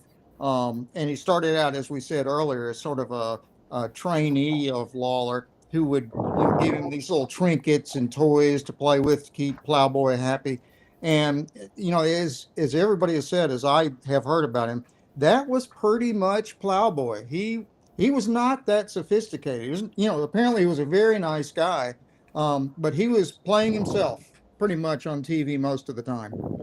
Hey, Thomas, thanks for being with us here. Pat, your comments on that miscellaneous picture, and if we could real quick put that back up, Adam, if you would, please, so Pat can comment on that picture. Well, it's just a lot of people that have gone through the Gulas Welch Memphis territory. That is a very early picture of Stan Frazier, it looks like. I'm curious. I've got some Mobile ties through the years. I'm curious as to whether or not there is any video of any of that available. You know what? I don't think so. But Okay. if anybody has it, it's Bo James, and we'll have Bo get it to me if he has some. Was the live TV show for that actually in Dothan, or was that later? No, that was later. Mobile had a territory. Yeah, and it was Mobile, Pensacola, and they ran all that coastal area down over into Mississippi, Pascagoula, and all the way over. I think they ran Hattiesburg some, but I'm not aware of what TV station had that back then. I think Channel maybe 10, WALA. ALA, because that was 10. either 10 or Channel 3, WEAR in Pensacola. Okay, so 10 had it. Okay, gotcha. We'll look real quick at 3968. We're trying to rush through this now. Stan Lane, Steve Kearns changed the world in 1983. No doubt about it, Pat. The Fabulous Ones. Jared's best idea, given to him by his daughter. As she was watching MTV, absolutely. Right. The Fabulous Ones, Rusty. Oh, they were terrific. And they were a breath of fresh air at that time. There were lots of older guys who were more stodgy, I guess, in a sense. So these guys really played up the sex appeal in a way the wrestlers hadn't really done before that. And that's largely what made them so popular. The one way you might say that's the first time we sold sex, but that's not true. Because if you don't think they were selling, especially in Louisville, if you don't think they were selling sex with Jerry Jarrett, because he was the first heartthrob that I can remember. You had Jackie Fargo, and you had Tojo, and you had Eddie Marlin, and you had all these people. But Jerry Jarrett took it to another level. Am I right on that, Michael? Totally agree with that. He was the first one, but there had been some before that. I mean, you go back all the way to Gorgeous George and the that kind of thing with the Georgie pins and all that. And he, of course, was a heel most of the time. But there were that the sex is always sold in wrestling. The one thing I thought that really was the difference maker with Stan and Steve is both of them could talk, but they let the music videos tell the story. And Randy West put them together. Absolutely. Everybody's crazy about a sharp dressed man. I mean, everybody that watched wrestling in the Mid-South back then or in Nashville remembers and will put that song with the Fabs. I mean, they won't say, oh, that's ZZ Top. They'll say that's the Fabs theme song. And that's exactly what it was. And they let the music video sell. And that was the first time that the music video sold the sexy looking guys to the girls in wrestling history that I know of. James says, where did Stan go when Steve went to WWE? He went, certainly Stan went to WWE, or it was WWF at the time as an announcer. Also, Stan, in probably '86, he and Bobby Eaton were the Midnight Express and WCW around that time too. 3969. Land Down Under. This is Stan, by the way, let me just add this to you. The last I knew Stan, you can see him on some of the ESPN channels. He does that powerboat racing commentary. He's an announcer for the World Powerboat Racing Association. And we showed, I don't have it in our system, but we showed a picture of a lot of wrestlers with their dogs, and we showed one with Stan just a couple of weeks ago, if not last week. And now we're looking at a picture of son-in-law and father-in-law. This is beautiful Bobby Eaton, superstar Bill Dundee. Bill Dundee is currently 82 years old and lives in the Memphis area.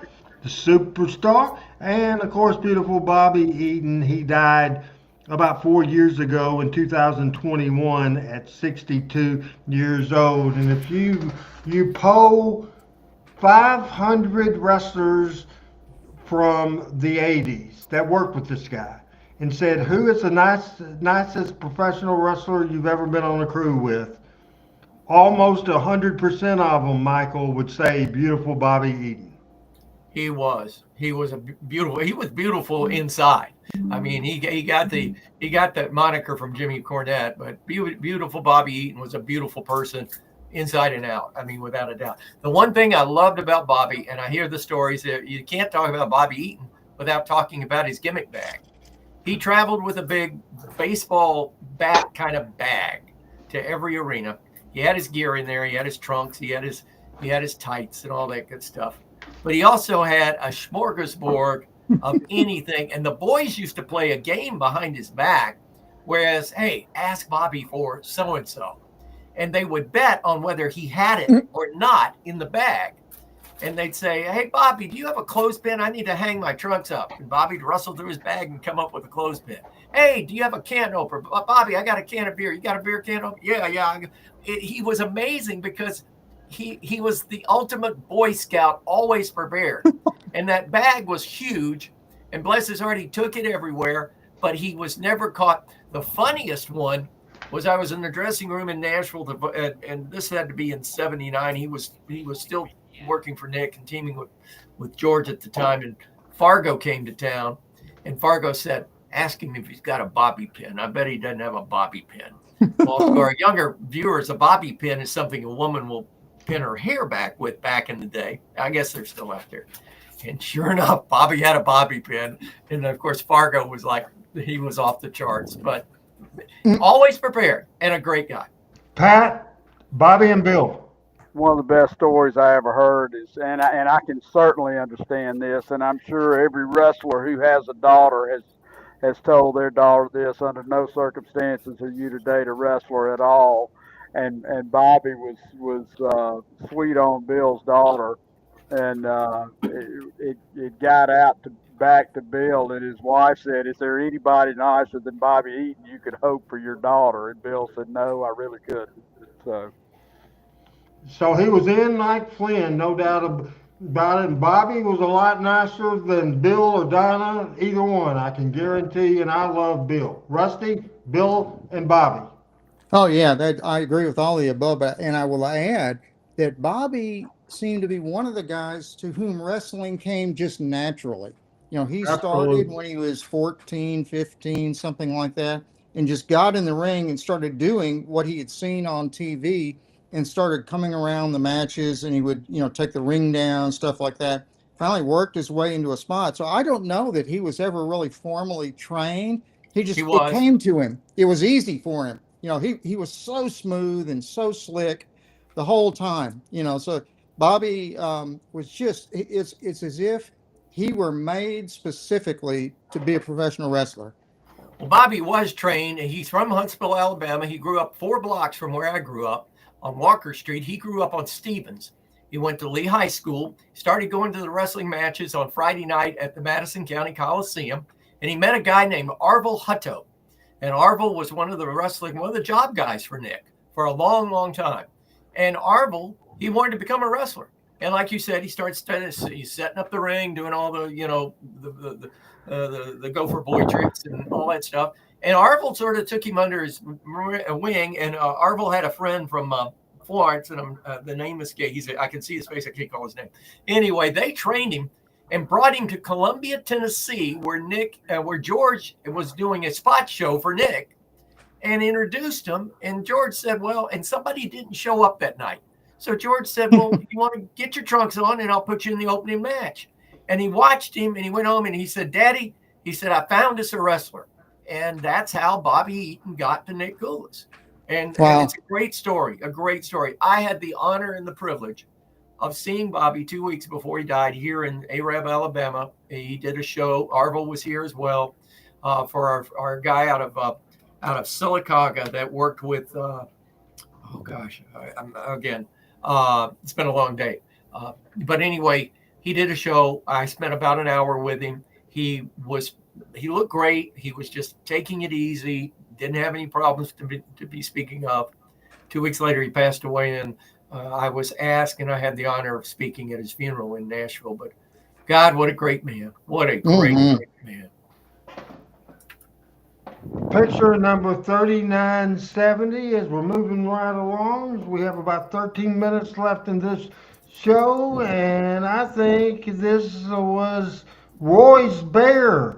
There's been a lot of Ginger, the wrestling bears. This is Ginger, and I think this is Roy's Bear, and this is a very, very interesting bear for sure. Michael St. John. Yeah. Now there were a whole bunch of Victor the Wrestling Bear. There was oh my gosh, there were several of them. And this one, it looks like the ropes, they have the chain on the bear, and it looks like a pretty small ring. Who was his handler at this point? Do you know? At one time, it was Nick Adams. I don't know if that's who it was at this point. Yeah, but that's more of an attraction. That looks like it's in maybe some kind of store or a mall, perhaps. It's a mall. Right. Mall. Yeah. But Victor the Wrestling Bear. They keep the muzzle on him when they wrestle the bear, but the bear was really good at moving the muzzle away from his mouth. And I know a couple of guys that got bit by him. And in fact, witnessed one of them got bit on it. In fact, the tooth went right through the hand just here by his pinky finger. He almost lost his pinky finger in Nashville. But that was quite an attraction. People would definitely go out to see it. And of course, the legend of Paul Bear O'Brien in Arkansas was he got to wrestle a bear, and that's how he got his nickname when he was a teenager. By the way, for Kane Kenny, Bobby Eaton's beautiful Bobby moniker came from Cornette. Cornette was the first one to throw that on him. And, I don't know who does, but I kind of disagree with that because Cornette did not manage Bobby until they went to Louisiana in '83. And when Bobby, I'm almost sure when Bobby team was Coco Ware, Sweet Brown Sugar, and Jimmy Hart managed them, I think he was Beautiful Bobby at that point. Yeah, that's true. All right, Yeah. I may be my timeline may be off on that, but I know when he wrestled with George, he was just Bobby Eaton. The Jet Set. Yeah. The Jet Set, and and they were. That was an interesting team because you had a guy that could wrestle his butt off, and another guy who would ride the coattails of a guy that could wrestle his butt off. And George, I love George. He's still a friend, but George was not the greatest professional wrestler, but a great person. And I think a lot of people misunderstood who the person was. As Because somebody of what who's he was in ridden, the ring. as somebody who's ridden others' coattails his entire life, I salute George. Hey, Pat, what did you think about Ginger the Wrestling Bear or Wrestling Bears? I remember way in my youth the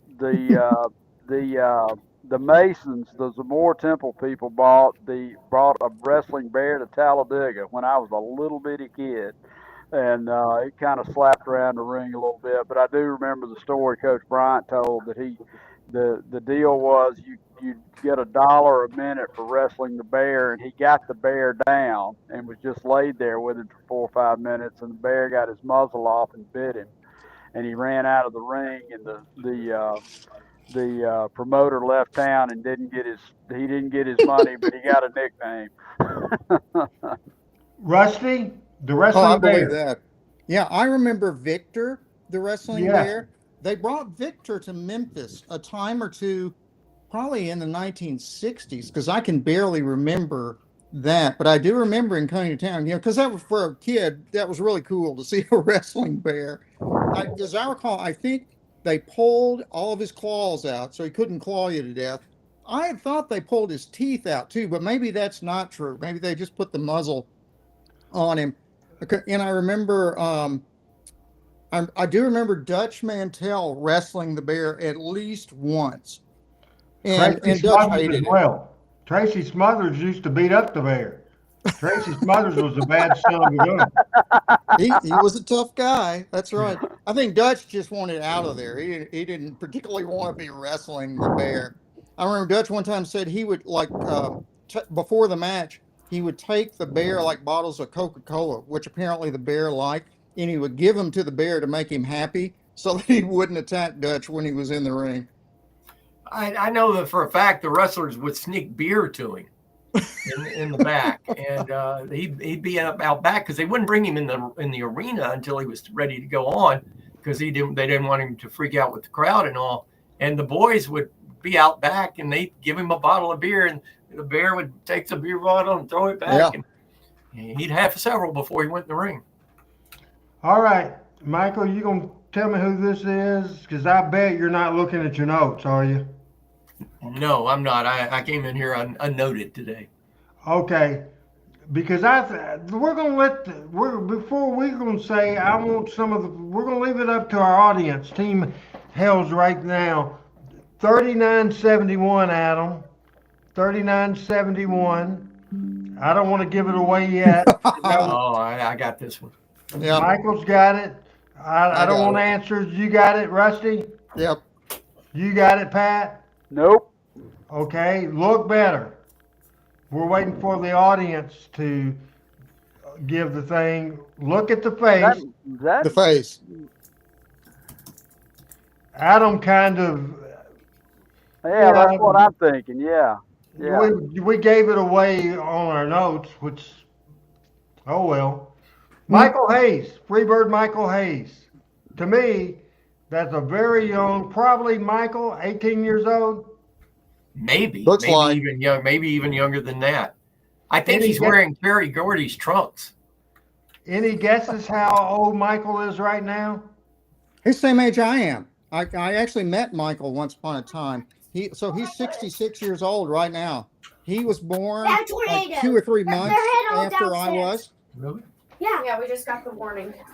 And we're getting several people. Al Tuttle, we hadn't heard from you in a long time. Good to have you back. One of our original Team Hells member, Al Tuttle, is back in the house, and we appreciate that. So, Al, sorry to interrupt. We've got a tornado warning for Arab, and I now have family in the whole building here. So, if you don't mind, can you take me off? I'm just going to mute my mic. I'll continue to listen, but we do have a tornado warning for Arab right now. I've got to do a radio break. Okay, go ahead. Breaking news in Arab, Alabama, near Huntsville, Alabama. Michael St. John has obviously his radio station that he owns, Fun Radio, all that you can get online. And if we have a caption for that, if you can put it up there, they're having tornado warnings there. Fun927.com. Funradio.com and funradiotennessee.com, but funradiotn.com. They don't have weather there, but we certainly have weather situations. So if anybody watching from that area, go to your safe spot right now in that part of the country. And Pat, you're uh, a little bit away from there, but make sure your weather is secure. Yeah, we've got to watch as well, but hope Michael's about 60 miles north of us, so we're sending good thoughts that way for all his people. Next picture is 3973, as we talked about, 66 years old Michael. Here's an idea that didn't work. Jerry Lawler fired Stan Lane and Steve Kern in about 1984. Made the decision to make Tommy Rich and Eddie Gilbert, but you can't follow up with the same gimmick. Nope. And it just won't work, and it didn't work. They were a good team, real good tag team, but it was just a bad idea. Tommy Rich and Eddie Gilbert as the new Fabs. What did you think, Pat? Look, it's about trying to recreate lightning in a bottle twice. But yeah, that they wanted their old Fabs or some different Fabs, but not those Fabs. But I would have liked to have seen them, those two together, and I've seen a couple of matches, but not enough to make a real informed decision on it. But those guys, that's a team there that could have been Midnight Express level in my mind. Oh, absolutely. They were both just great wrestlers. I like this picture too. 3975, 3975. This is Ron Fuller and Andre the Giant. Pat, two big, tall dudes right Well, there. well, I'll tell you what. For a split second, I didn't know that was Ron because I've never seen that Ron in a picture where he didn't tower over everybody. Right. I want you to understand, Ron Fuller is legit. And we all shrink as we get older. And I met Ron Fuller briefly, probably 8 or 10 years ago, and he's damn 6'9" for sure. Rusty? So Andre is easily 7 feet plus in that picture. That's right. That's right. Good picture, Rusty.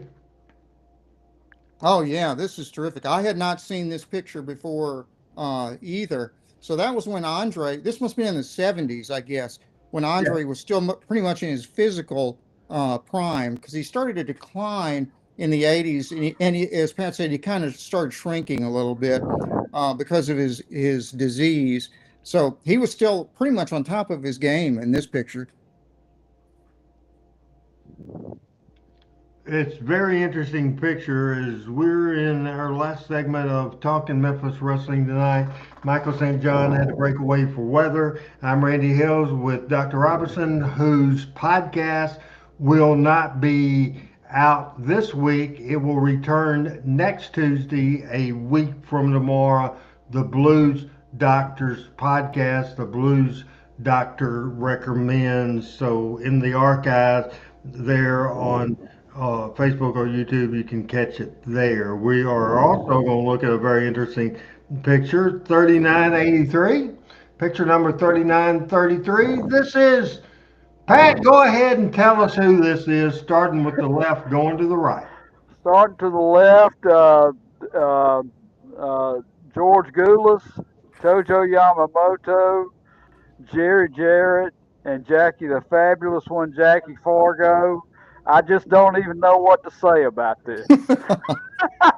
What Adam says is, speaking about towering over everybody else, how tall was George, Pat? Oh yeah. I think George was about 6'4", but bear in mind, Jerry's shorter than me, and I'm 5'10" if I'm lying about it. And I guess Tojo was what, 5'7" or so. At most. Yeah, It might yeah, have been smaller than that. It's surprising how, even Jackie Fargo was not yeah. that much taller than Jerry Jarrett. Those were not great big guys in those days. And it is interesting, and I think that just to make an observation, it tells you how wrestling in the 60s, 70s, and into the 80s, and really after until Vince changed the sport, and he did.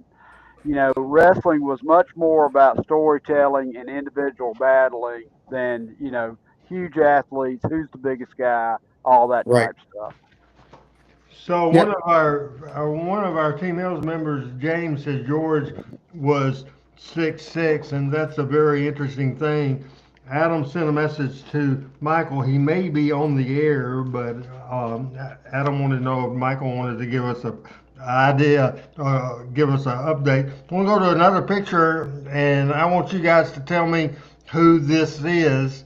And as we'll just go right now to Arab, Alabama, with a breaking news update as we control that update up there. Here's Michael St. John with the Family's other. all in here, guys, and I know we're about ready. That's my daughter-in-law. That's Joshua's mama behind me. Hey, We've got 8 hey, people. I love Hey, hello, Joshua. everybody. Hey, They're all in here. And yeah. there's a tornado. Cody, Joshua's dad, is a certified storm spotter, and there's a tornado within a half a mile. And I think we lost the signal right Seems there like. as Michael has froze. Michael, I don't know if you can still hear us, but I'm not sure. Pat, are you still on? Yeah, I'm on. I'm on. Just prayers for Michael and his family, man. Michael, if you can hear us, you guys take cover if it's that close. I think they are taking cover. That's Looks like. downstairs. That is the safe room, and they Yeah. are frozen uh, right there. As Michael, we'll keep have Adam just keep an eye on you. If you look unfrozen, we'll bring you back up. We want to show you another picture right now, and I want you guys and our audience to help identify this. No cheating with notes.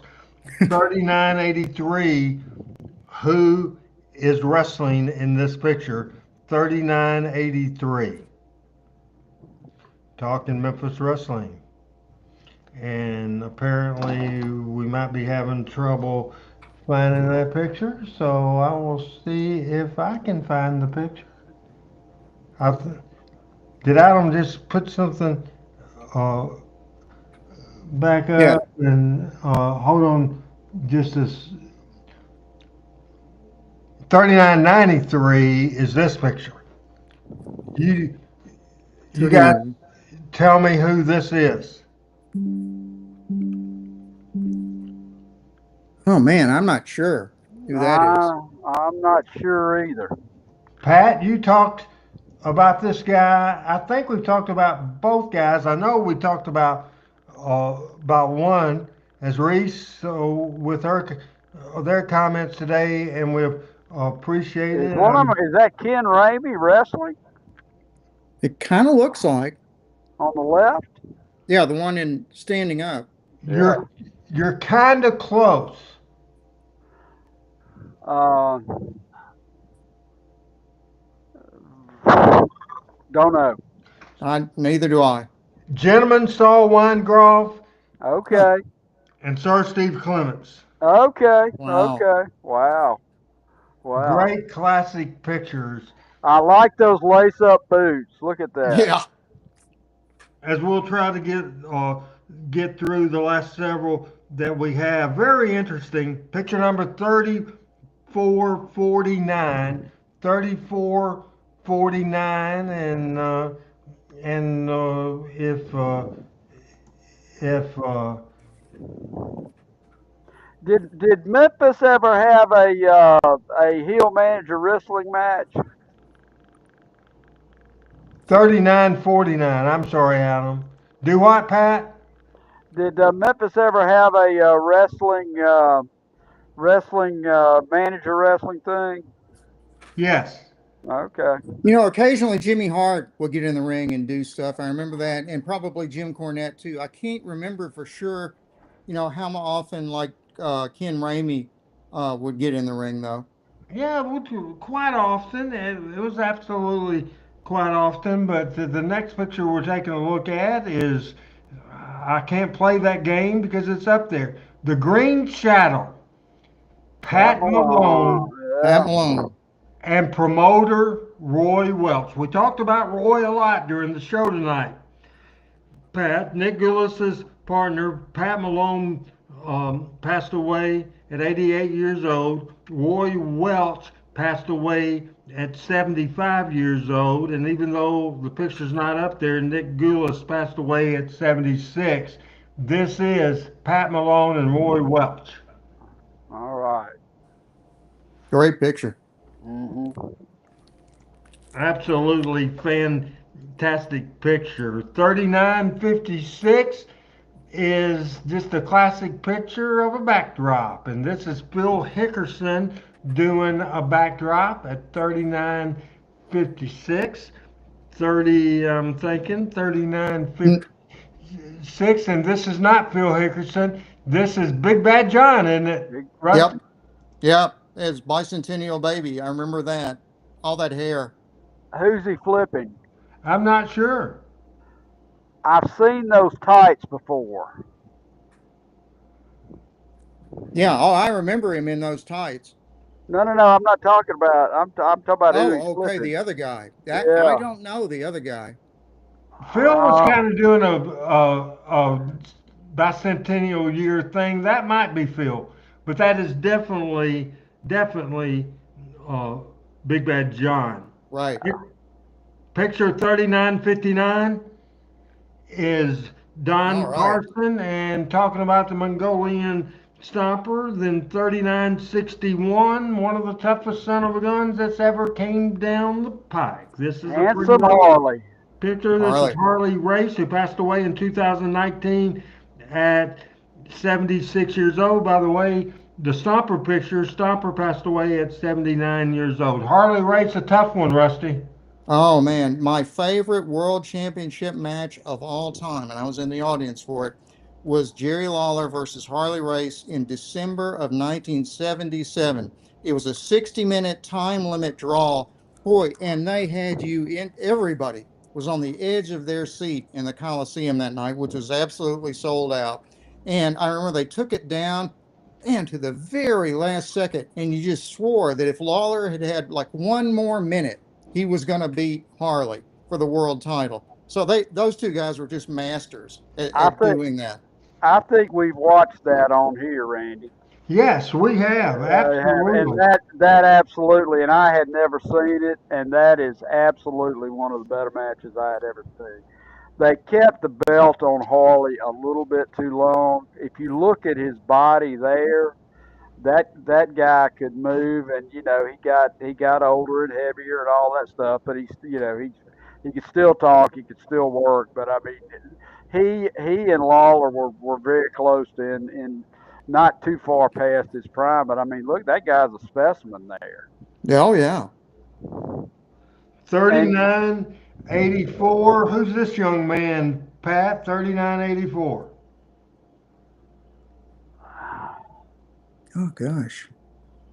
I could tell the face, but dadgummit.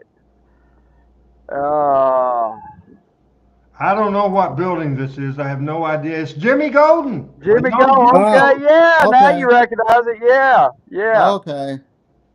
Okay. Yeah, no, I didn't recognize him at first either. I love this That picture. that that building. I don't know.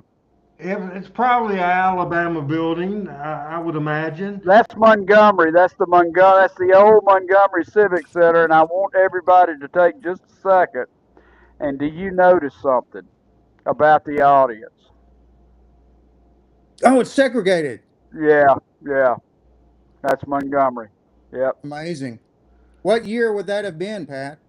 Looking at it, I would venture to say that was probably between 1965 and 1970. Wow. And Jimmy was, yeah. They wrestled with the Fields in Montgomery, and that's the Montgomery City Auditorium. We're going a little bit over, but we have 6 more pictures to go, and we're going to I get through. took I took my CPA exam on the floor of that building. That's fantastic. 3985 is NWA World Champion Luthez with Sam Bass. Luthez, Sam Bass. Lou passed away in 2002 at 86 years old. Sam Bass passed away in 76. I think he was 35 years old. This is a classic picture, Pat, of Sam Yeah. and Lou. It is, and I haven't seen a picture of Lou wrestling, and I've never seen a picture of him in his prime. But he was a physical specimen too. No doubt. Rusty? Oh yeah, I remember Lou came to Memphis late in his career. It must have been 75, 76, somewhere around there. And he already had sort of retired. And I remember he came out of retirement because Jerry Lawler goaded him into it. And they had a couple of matches. And Lou at that time, he must have been in his 60s, I guess, but he still looked great, physically looked great.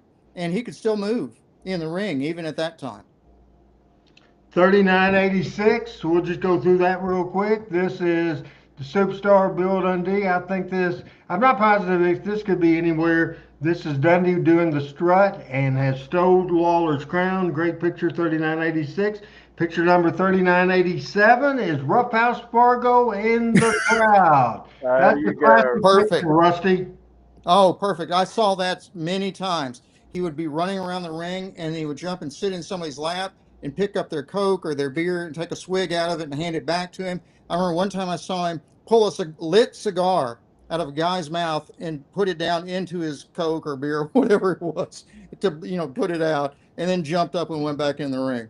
Pat, it was something. He was a character. He when in Birmingham, when Fargo brought Roughhouse, it was about to get wild and crazy. No doubt about it, and I love that picture. And ladies and gentlemen, here's the original, my co-host from show number 1 of Pat Trammell, and he's going to tell you who 3990 is. Here's Pat Trammell for 3990. Is that Charlie? Is that a young Charlie Platt? Yes, sir. All right. The dean of Dothan wrestling announcing right there, and a very underrated wrestling announcer. Very nice guy too, no doubt about it. 3991, Rusty. Okay, that's Tojo Yamamoto on the right. Oh, and that's a young Tommy Rich. Okay, I didn't get it at that. That was him at first, but he still had that long blonde hair. Yeah, and they were tag team partners for a while. I remember. It must have been mid-70s, late 70s. Yes. Or no, probably 75, 76. Yeah, Good picture, Pat. Yeah, it is. I think Tojo did a lot of training on Tommy. Is that right? Yeah. That's what I heard. Yeah. A whole lot. One last picture, 3992, 3982, and we can't play the guessing game here because this is Ron and Don Wright with their manager Sam Bass. Great picture there, Rusty. Oh, absolutely. If Bo's on, I wonder if Bo, if you're still on, what year would you think that would be? We hadn't heard from Bo in a while, for sure, as James Santojo called Tommy his protege. He did this originally called Jerry Jarrett his protege, and that is a great thing. I would say that picture was probably in the, would you say mid-60s, Randy? I would think it'd have to be. Yes, if not even a little earlier than that. As early as 63. Oh, well, okay. But it could be 65, 76 as well. I'm trying to kind of figure Sam's age at that point. But Yeah. yeah, that's a young Ron Wright for sure. I Hey, was going to I say, so when did Ron have his big feud with Whitey in Knoxville? Was that later? in the 70s. Okay. I think late 60s, early 70s. PJs never saw Sam without a thing. Here we go. I've said this I a didn't hundred either. times, had this other times, and I've said it. I love this show today, guys. I love this, and we started with Rusty a thing, and we'll use him so you can see where we go with this. Pat, this show today, show 20 of the year 2025, talking Memphis wrestling. Rusty Robinson, the Blues Doctor. What did you learn today? I always learn about the other territories because back in the day, if you were a fan in Memphis, you only barely knew that the other territories existed. So it is fascinating to me to learn what was going on in those territories and how often the guys from Memphis would show up in those territories, or how sometimes guys from those territories would show up in Memphis, and we would think, oh, this guy showed up and he's just out of the blue. He's brand new, whereas he had been in another territory maybe for years before that, but we just hadn't seen him before. And that's something of a revelation to me. I really was not aware of that until much later on. What plans do you have coming up? Real quick, Rusty, as we round this up and waiting to find out in a second what Pat learned today. What's coming up in your life the next few days until you come back next time with us? What's going on uh, with the Well, Robinson family? the pool guys were here until just like half an hour ago. I mean, they were working until it was after dark. So they seem to be working hard on it. So that's going to be going on for the next few days. We're going to record my next episode of the Pop Blues Doctor Recommends podcast on Thursday. Well, no, actually, we'll record it on Friday with the intent of putting it out on next Tuesday at midnight.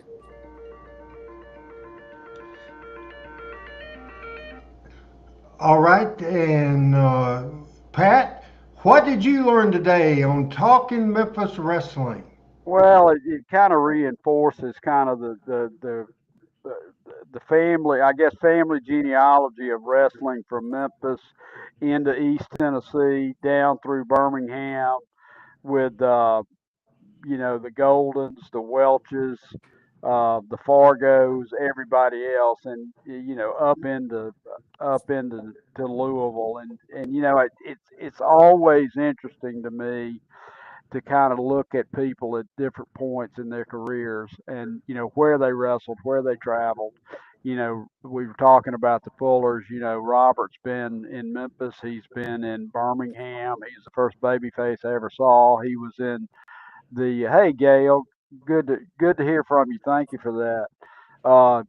He was Colonel Parker at WWE. Ron Fuller had one of the early and best podcasts I ever heard. He's a published author, a great guy. I had opportunity to visit with him a little bit.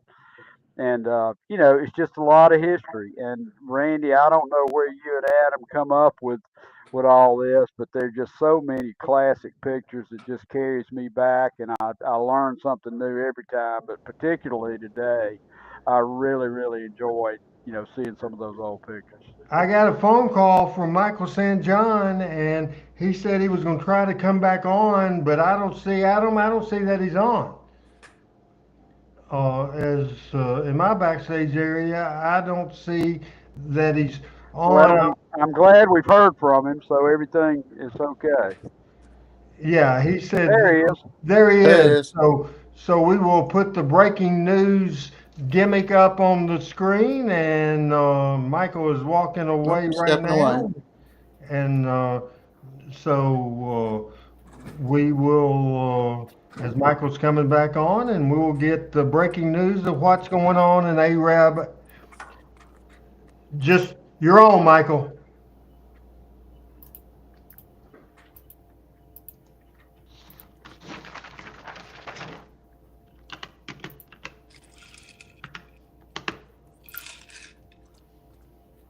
Michael might be having some issues here.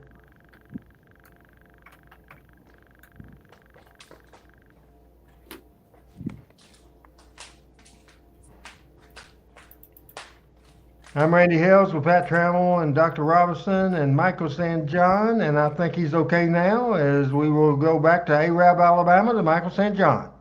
Well, that's a first for this show. We had a tornado literally come overhead. Cody, who is a police officer and a storm spotter, certified that stepped outside on our deck or under our deck in the little sunroom and opened the door. And when he did, it got sucked shut. So he came running back in here, but it did pass over here. No damage here. It was in the sky, obviously, when it passed down. It's actually touched down east of here about 3 miles on Georgia Mountain and is headed down the mountain towards Gunnersville Lake, if you're familiar with the northeast Alabama geography. But got to be a scary moment there for a while. I was talking and we lost internet. You saw the lights dim, and then we lost internet power, and then we lost power.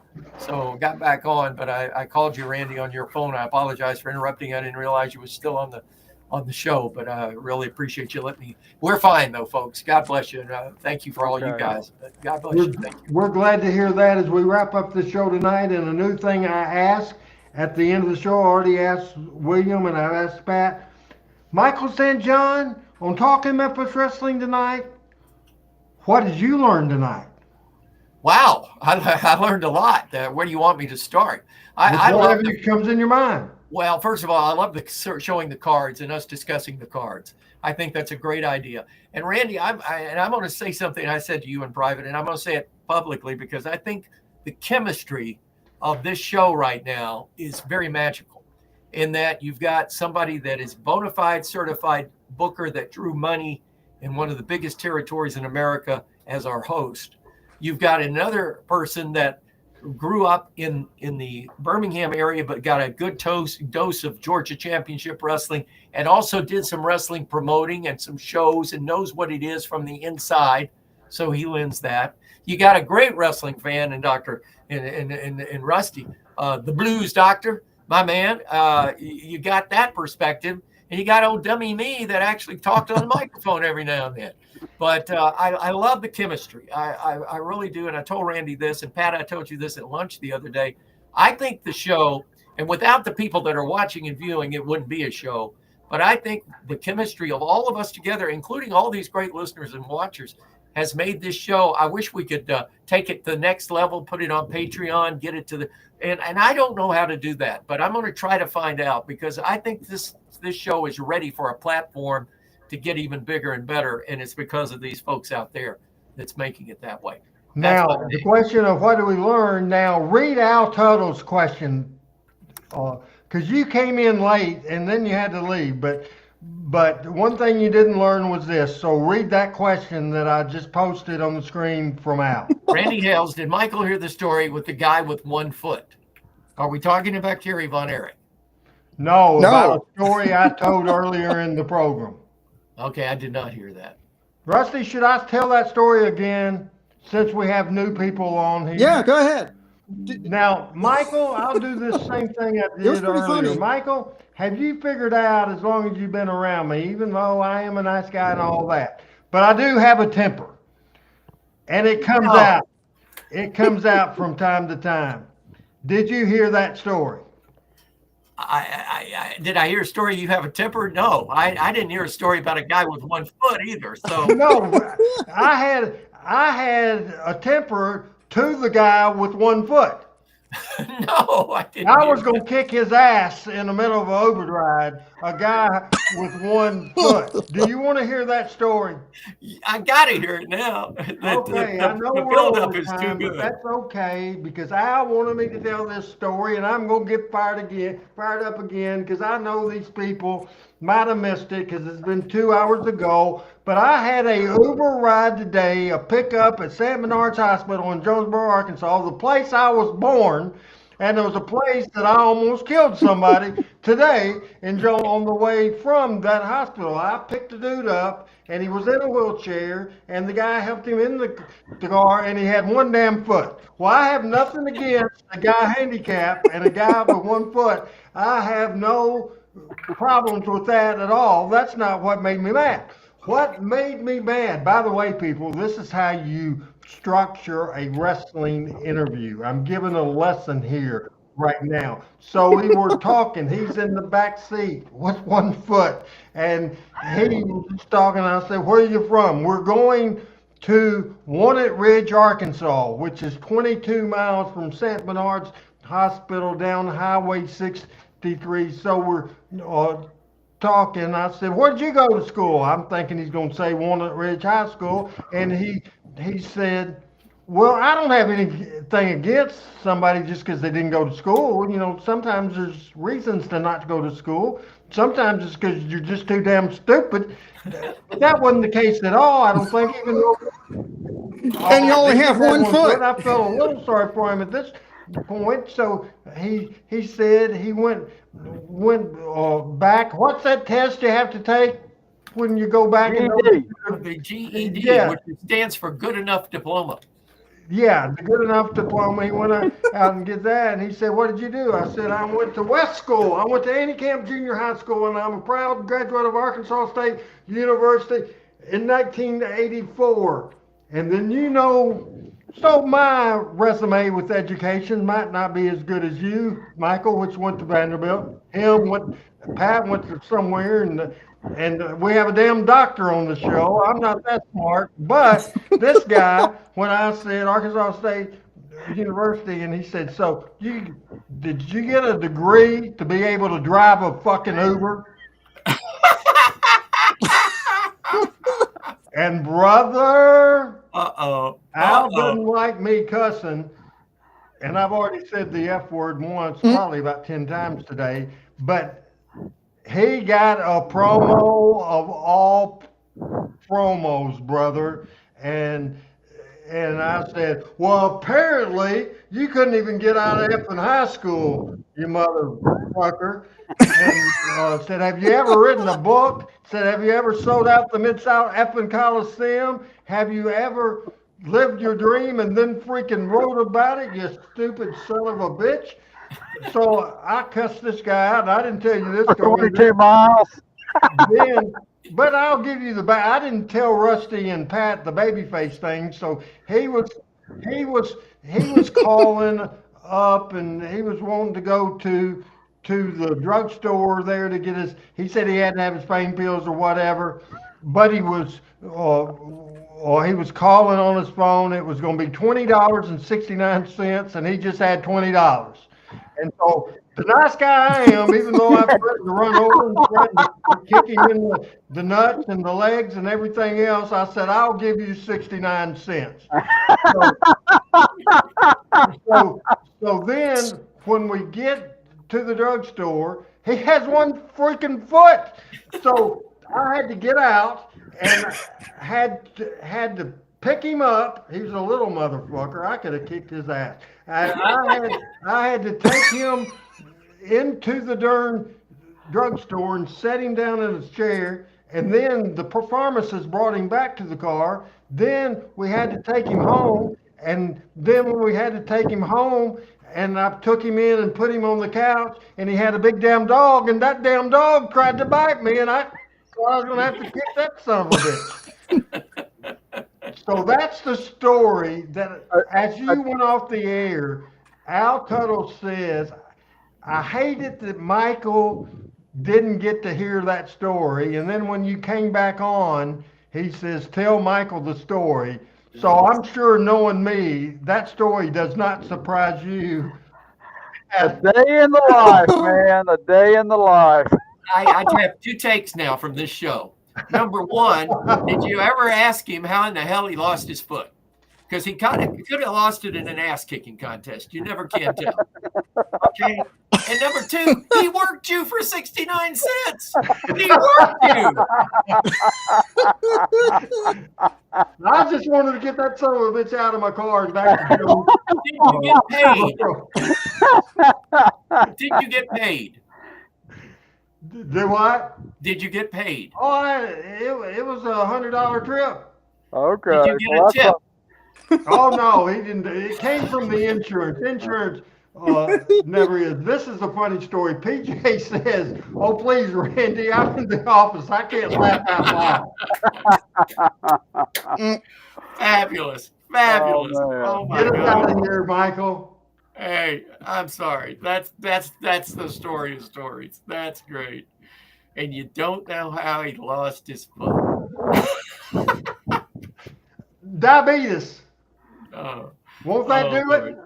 it? Well, that can do it. Dr. Robinson, It will. we got a damn doctor in the house. Absolutely. Or a You know, motorcycle maybe even accident he got in the middle of his Texas foot could chopped do it. off, maybe in the hospital. Lord help us. True. Lord. Randy, I tell you, you're going to have to write another book on stories by Uber.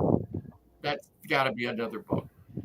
Hey, Al Tuttle says RH got a five-star Five-star review, review. and I think this was a five-star show. And I'm blown up and burned out and ready to go to bed. And Michael St. John is going to close the show on our behalf tonight.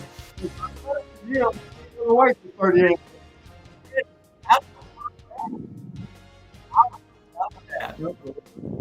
Hey, Well, am I you're there? right. Am I there? Hello? Yeah, you're back.